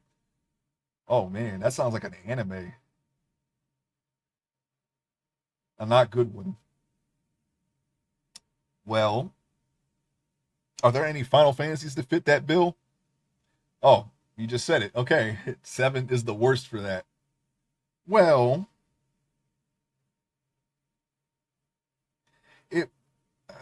I don't know. 7 has like a one thing leads to another type deal, right? You're just your guy who was hired to do some terrorist stuff, right? For a good cause, because that's usually what drives some of those acts, right?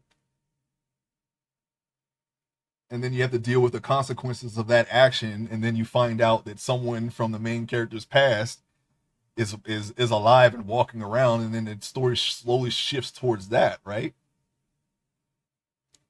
So it's not really go be a chosen one for 7, right? Unless I got that wrong, or you're talking about the remake. I haven't played any of that stuff yet. I don't know. It could be different now, but I don't see 7 as a chosen one type story. It might go through like a hero's journey somewhat, but that's like a framework, right? That's like an after effect thing that people judge things by. I was some 700 hours in before the main villain actually showed up. Yeah, and then the game doesn't start in that classical way, right? I mean, it has all the hallmarks of what you're saying. It has, but I thought for a beginning, at least in that regard, it was kind of unique in its way. Oh, Dragon Quest 7. Oh, my bad. I'm sorry.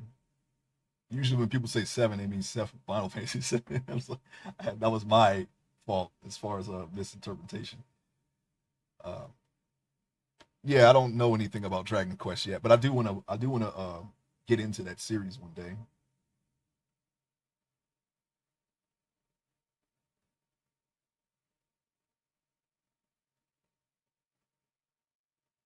Final Fantasy stories are all linear. Yeah, yeah, yeah. Except 11. You don't have to play 11 linear,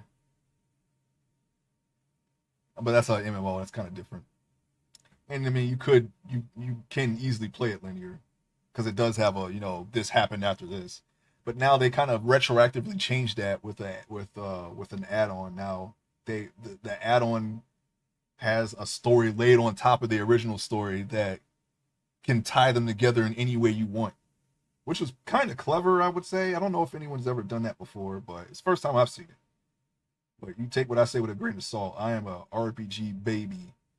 Uh, I'm a little baby boy when it comes to RPGs. Apparently, even though I consider myself a fan of them, I don't haven't really played that many or beaten that many of them.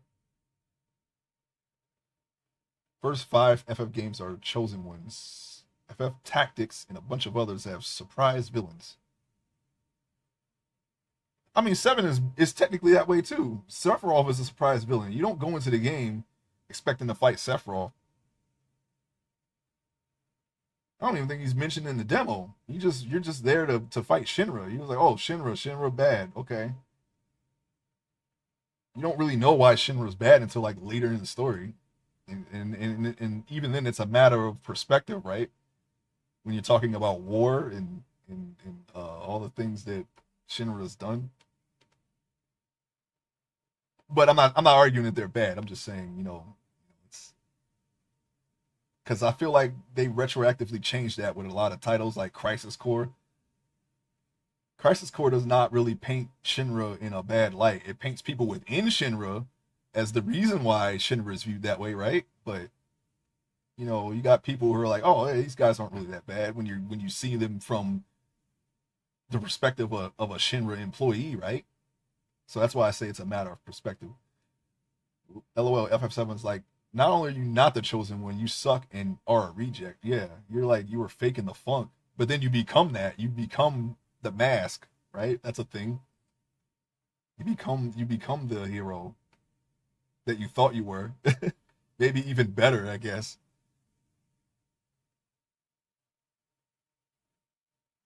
Yeah, 7 is a little weird. I guess 10 is like that too. It's like you're just some apparition from a different different dimension or something that showed up, and you're like the fuel that the real heroes are run by, and that they can solve the problem, right? They bring him up all game though, and by mid of this two, it will be him or Genova. Yeah, yeah, yeah, yeah. You don't really see him though until you get into the Shinra headquarters, and then and then you're like, oh no, I know who did this, and then the game starts gearing. That's what I was saying earlier. It's like first you're like, okay, we're just gonna blow some Shinra stuff up, and then you sneak into the headquarters, and then you see, and then you start seeing things like, oh no, this guy's a legitimate threat, and then the game starts pushing it into that direction. Most FF games are like Final Battle, Surprise Cloud of Darkness, or Surprise Ultima. Yeah, Isn't that how 11 is? Or not 11, 8. Sorry. I don't know why I said 11. 8. Isn't that how 8 is? With surprise I didn't get very far in it, so I don't even think I left the I think I got into disc 2. I don't know. I didn't own it. So I didn't really get to get into it like that. And the times that I was able to get into some IRL stuff prevented me from really getting into it. So I got to the point where I could get really good at Tetra Master, and I OP'd my characters in the first disc. But beyond that, I don't know much about the story of 8. And if I did, I forgot. I don't know. At least 10, you knew who the bad guy. Yeah, you know from the start who the bad guy is. That's one thing that they did different from 7. You see Sin at the beginning. I always talk about Necron. There's so much to say about him. Necron or Necrozma. Is that from 899? Is that what that is? Is 8 the is that what about Kefka? I don't I hear people always bring up Kefka when it comes to big bads, right? Other than Sephiroth, of course.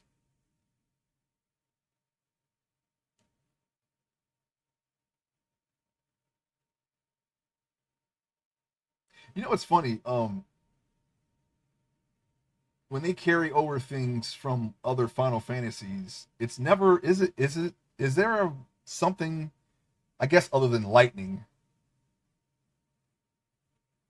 that carries over that's unique to a Final Fantasy? Like you don't see, like you fight Bahamut, right? Bahamut is usually a threat in some way, shape, or form in a Final Fantasy, but they don't like you're never going to see like Sephiroth show up because he's so like unique to 7 that they don't really. That's one thing they're not going to carry over. Like you'll see a chocobo, you'll see a red chocobo. Those are like crazy, right? They're all strong and whatnot. Or you'll see certain monsters like Angra Mainyu, or a Cactar King or something like, or a Behemoth. But you're not going to see like a Sephiroth show up. He's just here now. he's in this game, unless it's Kingdom Hearts. That's the only other game he's ever appeared in. So I guess maybe he doesn't count. 8 story makes no sense, and anyone who says it does is a liar. We're gonna have to circle back to that when I go through that.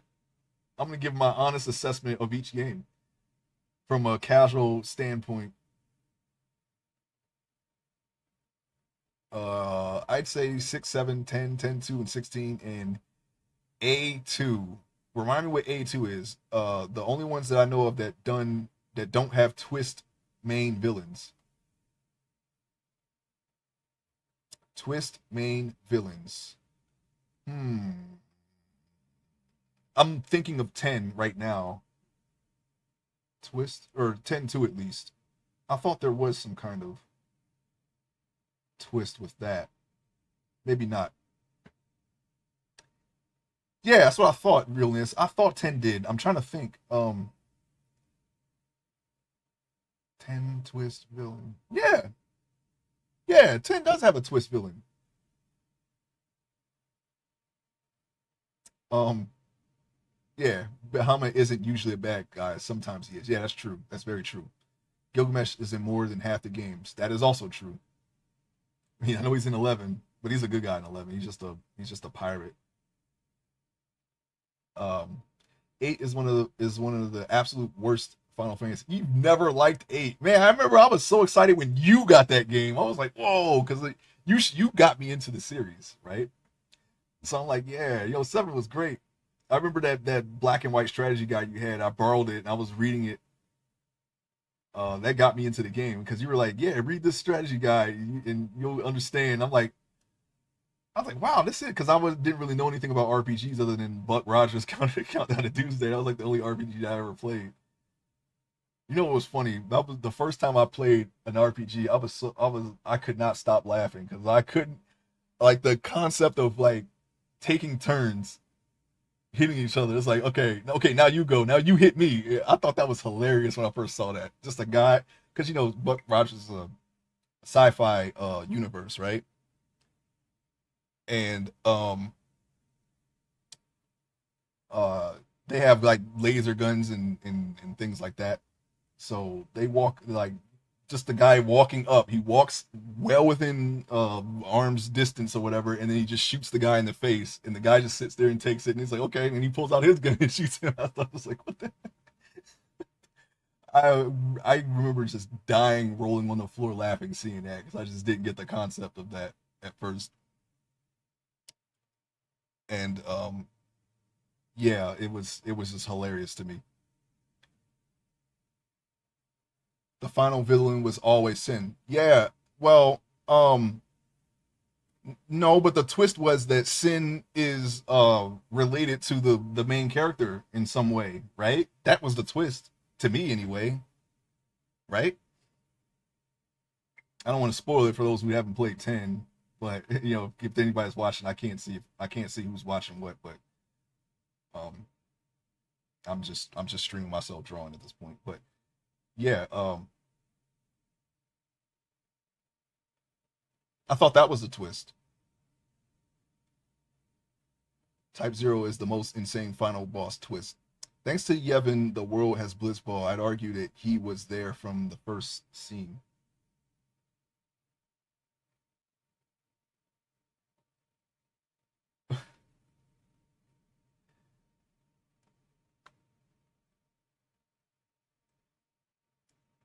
Type Zero was the friends we made along the way. I don't know anything about Type Zero.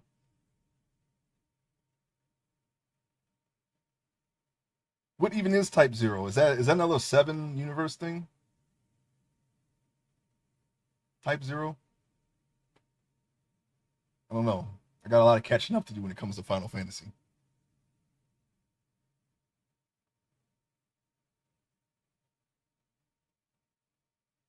Type Zero's final boss came from a totally different game to make Type Zero cool. But what is it? Is that its own story? Because I have no idea. The only one of those like spin-off games that I've actually played was Crisis Core, and it's because it was for PSP and I had a PSP. I was like, you know what? I'm gonna play this now.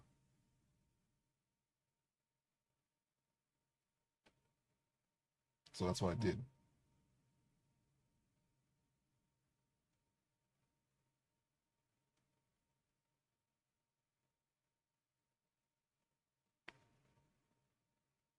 Type Zero was supposed to be in the 13-15 timeline. I think you will like it. 15 is a part of 13? Is that what you're telling me? Is that a twist? Is that a spoiler? Not that it matters. I mean, I'm just saying. I know Lightning's in a lot of stuff, so it's not outside the realm of possibility. I think one of her games, right, was her appearing in different timelines, or at least points in time. Out of the 13 games, 13 Lightning Returns was the most interesting to me. Like, it made me want to play the first two. I was watching someone else play them in real time, like, and not on Twitch or anything. And it actually made me want to play the game, but I couldn't get into them at first. I couldn't get into 13 at first. But when I saw someone playing them here and there, and I don't remember anything about them now, thankfully, so it'll be like me playing them blind for the first time. Um, I was like, huh, you know what? This is kind of interesting. You know what? I'm gonna play these games one day.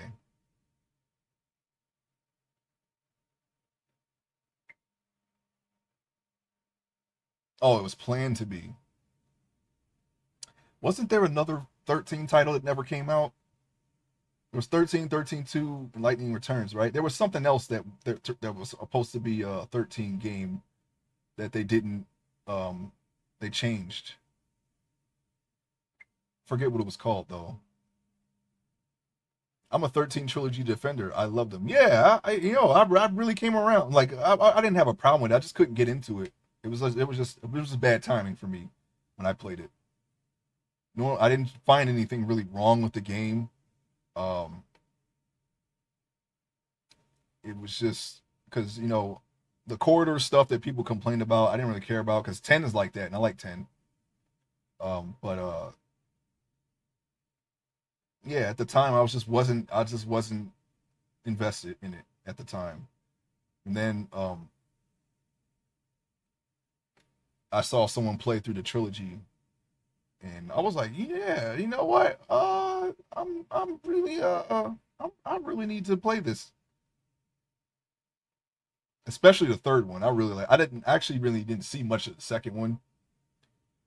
It was my one of my roommates. I was watching him play it, and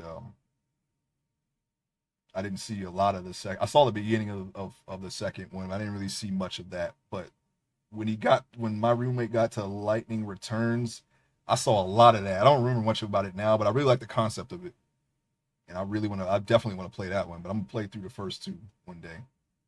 I actually have them all on Steam ready to go. So that and 12, because I was actually into 12, but I couldn't play it because of my work at the time.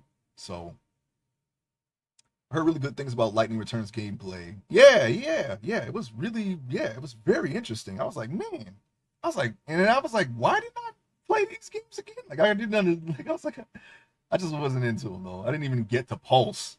Like, that's how I checked out like 2 hours in. I was like, I don't feel like playing these right now, and I just didn't play them. I was like, I'm just not into it right now. And I was playing something else.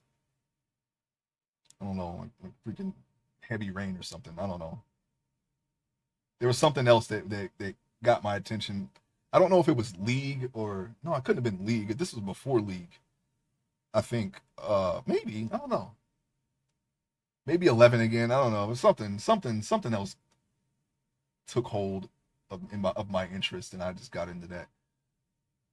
The quarter issue with 13 is misunderstood. The problem with it is in the linearity. It's because like you said, 10 is also a quarter. Yeah, that's what I'm saying. I was like, I kept hearing this argument. That's all I'm trying to say. I was like, I mean, yeah. So, and I'm like, that's not a problem for me, but there was more to it than that, of course.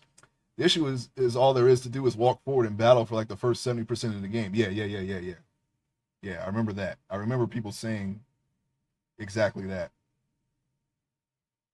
Um, I know there were certain battles that were kind of grindy where you have to kind of uh, go out of your way, sort of, so to speak. I'm not really sure if it's actually out of your way, but you have to kind of like stagger them. You gotta, and then it's like a whole thing, a whole process. But I played 11.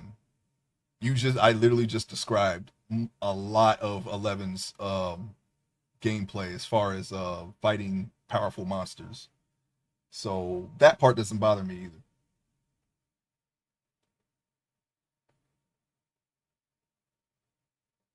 So I'm not really sure what people's problem was with it. because the things that they usually like said, this is why, I'm like, not a problem for me. But when I was playing it, it wasn't time for me to get into it. I just did not feel like playing it at the time. So that's why I didn't finish it. 13.2 is the weakest of the three. It can defend every negative of the trilogy. FF7 remake is even more linear because it's seven, people love it. FF fandom hypocrites. I get that. I get that a lot. Yeah, I feel like that is a lot of that. I think people are, especially Final Fantasy fans, they want to not like what Final Fantasy's become because it isn't the way it is when they got into it, which is fine. But I mean, you got 16 titles in before you decided that. You should have decided that when they went to 3D in the first place, right? If you only cared about is 1 through 6, because it became a departure the second they went into 3D. 7 was supposed to be 2D at one point. 7 was supposed to be what they worked on instead of Chrono Trigger, but then it was like, no, we're gonna change gears here and put this on the PlayStation, and they made Chrono Trigger instead.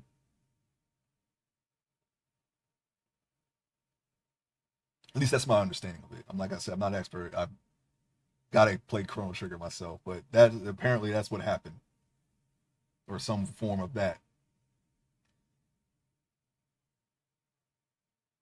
FF7 remake has way more variety, and I hate that game. Oh, I'm gonna play it just because it wasn't when they were like way back in I think in the early 2000s they announced their intent to remake Final Fantasy 7. You know, at the time we all thought, and I'm going to try to speak for many people who were excited for this, that it was going to be like what it was for PlayStation, but with updated graphics, and not what it became, which is something completely different, like in almost every way. At least that's the idea I get from it. I haven't seen it. I've been avoiding looking at it because I actually do want to play it, and I feel like if I watch it now, I'm never going to get those games because it's not it isn't it doesn't seem to be what I expected a Final Fantasy remake to be. So yeah, it's definitely I feel like if I don't play it, then that'll make me, or sorry, don't watch it. That'll make me want to play it more. 16 games, LOL. More like 90 games. FFS have been what fans complain about in 30 years. Yeah, well, I say 16 because I'm talking about the mainland title, the main titles. For me, what 13 was lacking was customization options, exploration, NPCs, and natural world building. It feels much more repetitive than previous titles, and there is so little player agency for so much of the game. Yeah, I mean, I did play it. I feel like I don't know. Like I said, I just couldn't get into it, and I really don't remember why. Maybe it's because it was kind of a bit of a drag, a little bit.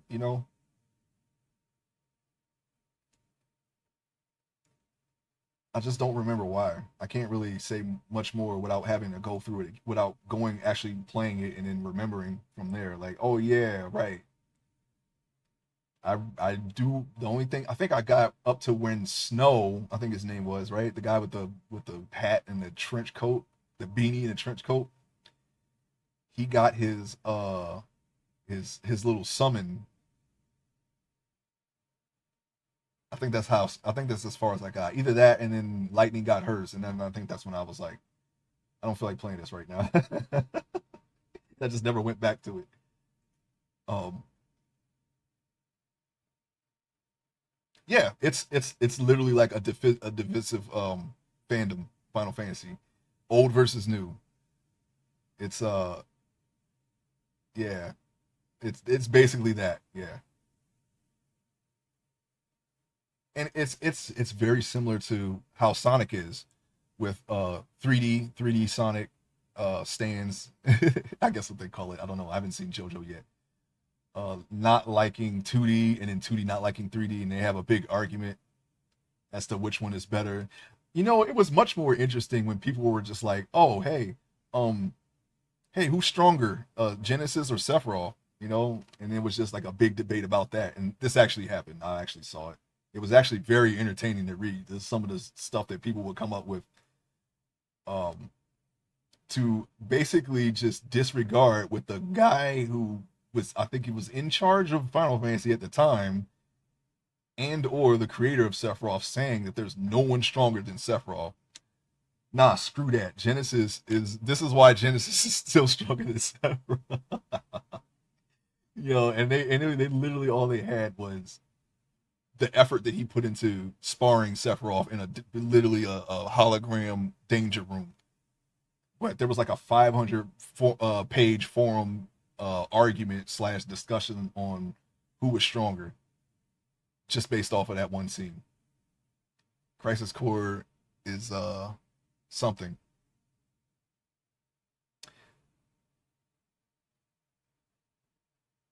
Yeah, 13 has less to customize, but I'd argue that the balance of the harder battles and the risk of loss makes up for that. You can't get crazy OP into the very end. I never made it to Pulse. I remember that was like a big thing, like trying to get the Pulse.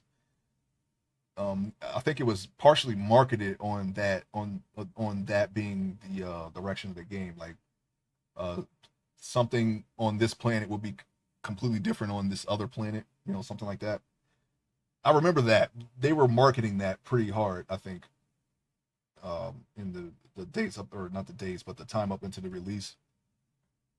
So I was like, oh, that sounds kind of interesting. Like, like the whole dynamic of the gameplay would change depending on what planet you're on, or moon, or whatever the heck it was. I'm not even really sure at this point. The thing that gets me of classic FF fans is that I find many of them won't play modern JRPG that good. I've joined realness in preaching live I live, which is many FF fans refuse to play. I remember live a live. I gotta or live alive. Sorry. I know I was. I made that mistake before. I just remembered.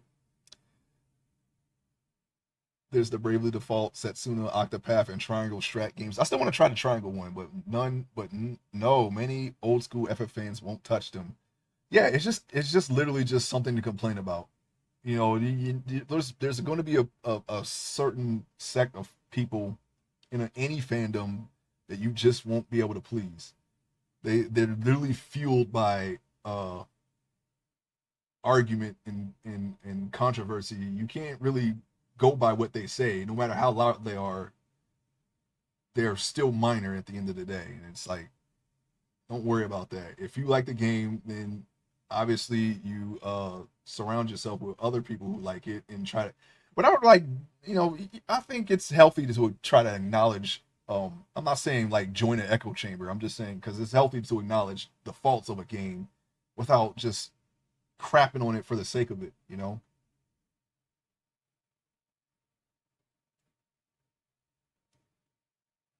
But remember the good things about it. If you really like it.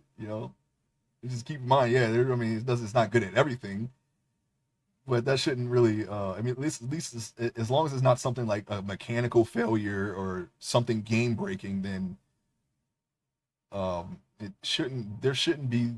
You already bought it, right? I mean, it, it's not something that you should really dwell on. If the game works, is it fun? Then I mean, I don't see the problem. It's not really. I'm not gonna really argue about dumb things. I will say something about those smaller games is that while they're good, it's not what people are looking for. People want new modern games. While the smaller budget games are good, it's not the same level as FF16. I don't have anything to go off of with 16. I haven't seen anything on it other than the trailer stuff. Um, yeah, I don't know, man. Like, I feel like RPG fans are pretty fickle, so it's kind of hard to gauge what the general consensus is on some things if that's what you're looking for. If you just want to look for an idea of what people are wanting or expecting. um it's hard to say what is or isn't good. So I have to just go off of me actually playing the game and then determining from that, because you can't get an idea from other people because there's so many. It's so broad. The fandom is so broad in what they consider a Final Fantasy game or a good Final Fantasy game. It's very hard. That's why I say, if there's whatever it is you're trying to find in a Final Fantasy game, you should stick to that part of the fandom, because there's no use arguing with someone who doesn't essentially like what you like. I mean, you started off by drawing a line in the sand. There's no point after that. There's really no point after that. If you can't, there's nothing to gain from a different perspective if you already drew a line. That's what a lot of things that causes a debate or argument. You drew a line and you're not going to cross that line ever. It's like, what are you doing then? You're just literally just shouting at a wall. So I don't know. I agree with that. 15 and 16 both have highs, but overall, they dropped the ball so hard, huh? Yeah, I still want to play them. I know you don't like those games, but I need to see for myself. I saw some stuff that looked kind of cool, but I'm gonna play through that whole series anyway. So I'm gonna try to accept the good and the bad, or try to go through the good and the bad. Hopefully, it won't be so bad that I say screw this, like Driver San Francisco. That's the only game that I really don't want to play ever.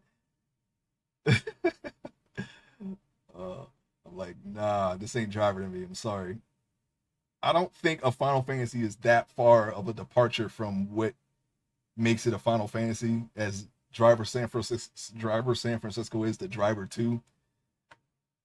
I refuse to believe it's that bad, but if it is, I'm going to be very disappointed. It can't be that bad. There's no way. It can't be that bad. It's like if you took Mass Effect, if you made a new Mass Effect, but it's a fighting game. It's not what Mass Effect is. Mass Effect fighting game. Nobody wants that.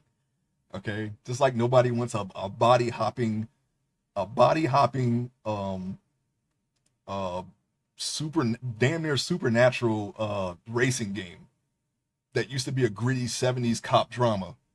Okay, that's not what I want in a driver game. I don't think you can understand how bad FF15 was at release. Oh wait, hold on. Let me go up some.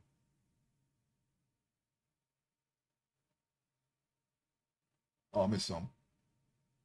Like, people are looking for the experience they got with Final Fantasy X when it's brand new on PS2, not the experience of playing Final Fantasy 3 when it was released 20 years later. Yeah, I don't know, man. Unless there's some like radical change, I'm not buying any remasters. The only remaster I've bought to date was the Tomb Raider one. I felt like that was justified.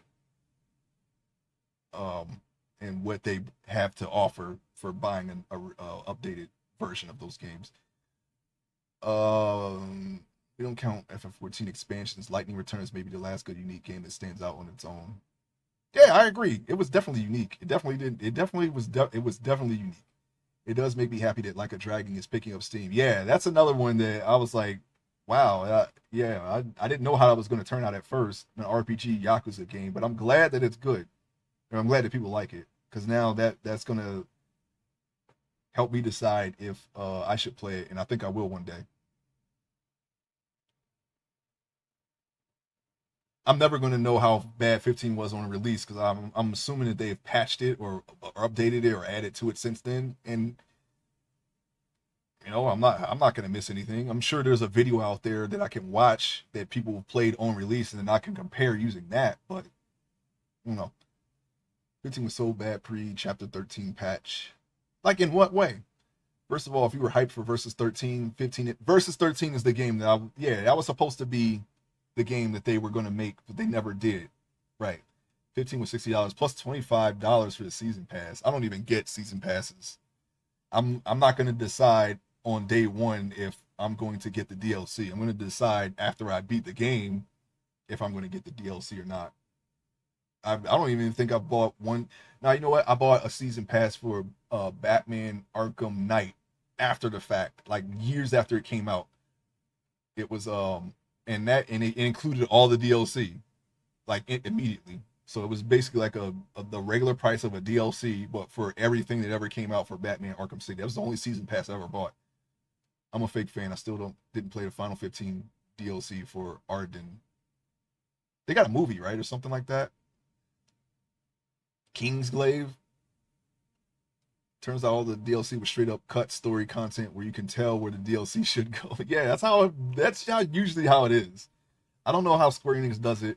You know, maybe they're like, nah, it's not ready to be released yet, but so they took it out the game and I don't know. I'm not gonna try to defend or explain what they did because that's usually not what people do. They're already doing it for the newest Star Wars game. They're coming out with day one DLC, so and it's already on the disc. So whatever bit of interest I had of it, I found out it was Ubisoft that was making it. I didn't see that before, so that kind of went down. And then day one DLC that's on the disc. Kind of don't want to. I don't know. I don't know if I'm gonna get that one. You need the DLC for 15 Ace. It's the ending of the game. Oh my gosh. All right. Oh, if you bought the $300 edition, you didn't get any of the DLC. Yeah. Another thing I never got was Legendary Edition. Nothing that don't need no statues. I don't have a place to put them anyway. I'm good on that. I'm not gonna. Those things don't interest me at all. I don't want any figurines or helmets or swords or swords. Well, I don't know. Maybe a sword, but I don't have any. I'm not gonna. I don't really care about that. But yeah. Then they announced the second season pass for $25. Canceled 3 of the DLCs, released 1 DLC for $5, and the canceled DLC becomes a $40 book. Yeah, I remember that. Yeah, they did cancel DLCs. I wasn't investing in it. I'm like, yeah, that sucks for people who are waiting for that, or who are. I know people who already paid for some of that stuff, right? With the season pass, at least they thought they did, but they got nothing. That's why you wait. That's why I wait. Luckily, I've never made that mistake because I don't really get day one things anymore. The only thing that I've day one um was Power World. I don't day one stuff anymore. I felt like Power World was going to work out for me, so I day one did. I didn't think it was going to be as big as it got, but which is fine. I mean, maybe they'll continue working on the game. I do want that book though. Though, lol. I only day one Zelda games now. Uh, I gotta get Tears of the Kingdom. I have Breath of the Wild. I have not touched it yet because I want to save that for when I go through all the Zelda games.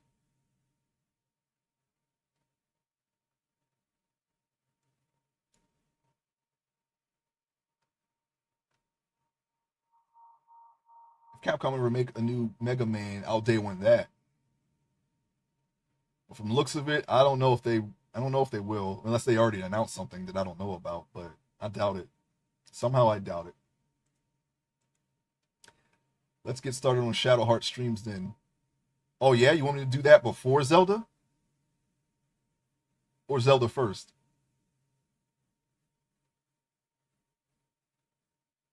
Because I'm looking for suggestions. I will follow them. No problem. I'm not picky when it comes to recommendations. So I mean, if it's fun, I'll play it. That's really it. That's the only way I can quantify what I should and shouldn't play anymore.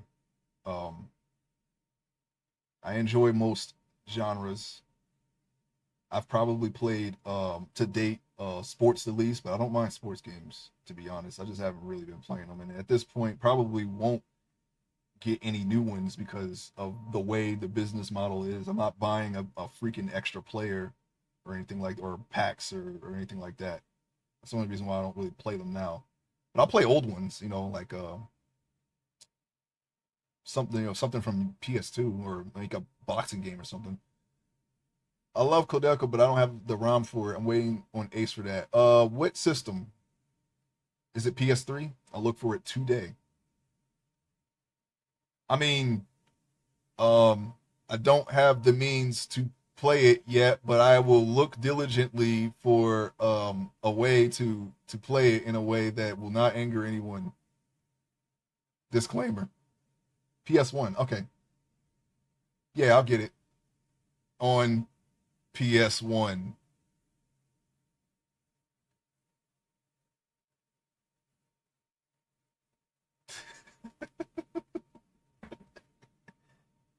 I do not know of any other way to play a PS1 game than on a PlayStation Entertainment System or whatever you call it.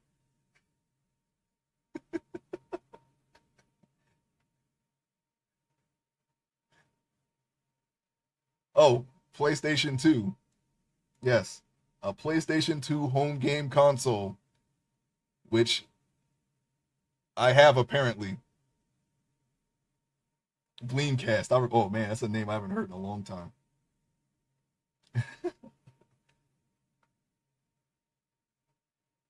I'm looking forward to. I've been toying with the idea of playing Skies of Arcadia again, but I might actually save that for stream. That's one of my favorite art. Oh, that was the sixth JRPG. Sorry, um, the fifth JRPG. So yeah, we're still on five as far as JRPGs are concerned. Skies of Arcadia. Yeah, that's one of my favorite RPGs. I would say. I just like the well, one. I like the world. The setting is important for me. I think for RPGs, if it's a very unique setting, chances are I'll like it. And I like finding like hidden stuff, and that has a lot of hidden things.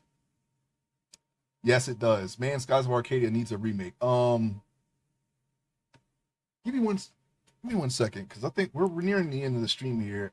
Someone is deciding to make like a spiritual successor to that game.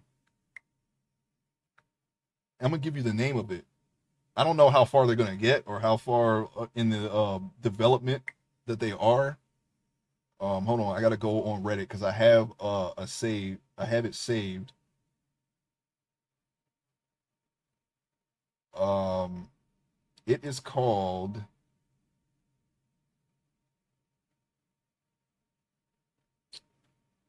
Hang on, I gotta scroll down a little bit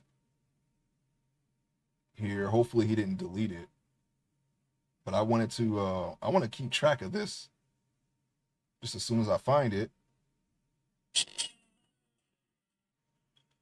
Oh, hang on, somebody's calling me.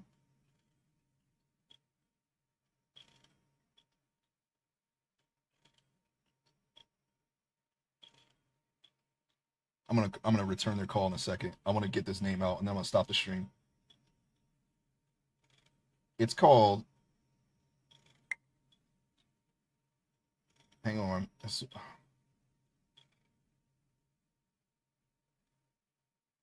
Oh my goodness.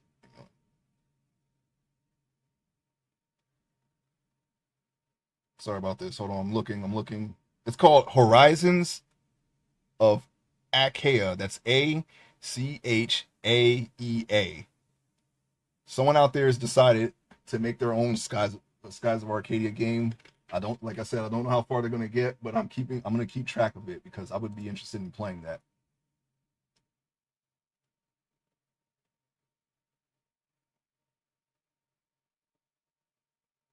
Yeah, it's really good. I like it.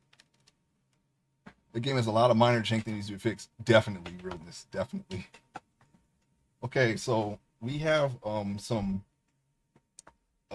cross hatching here. I think I'm gonna go with this. I'll adjust the levels later once we have the color. I'm gonna stop it here. I got I gotta take a call, and I gotta get going. So thank you all. Oops, not that's the wrong one. Thank you all for stopping by to stream today. I'm not gonna stream tomorrow, but I'll probably be back on Friday, and I'll try to get into laying down some grayscale for this. If you are free, I appreciate it if you decide to stop by.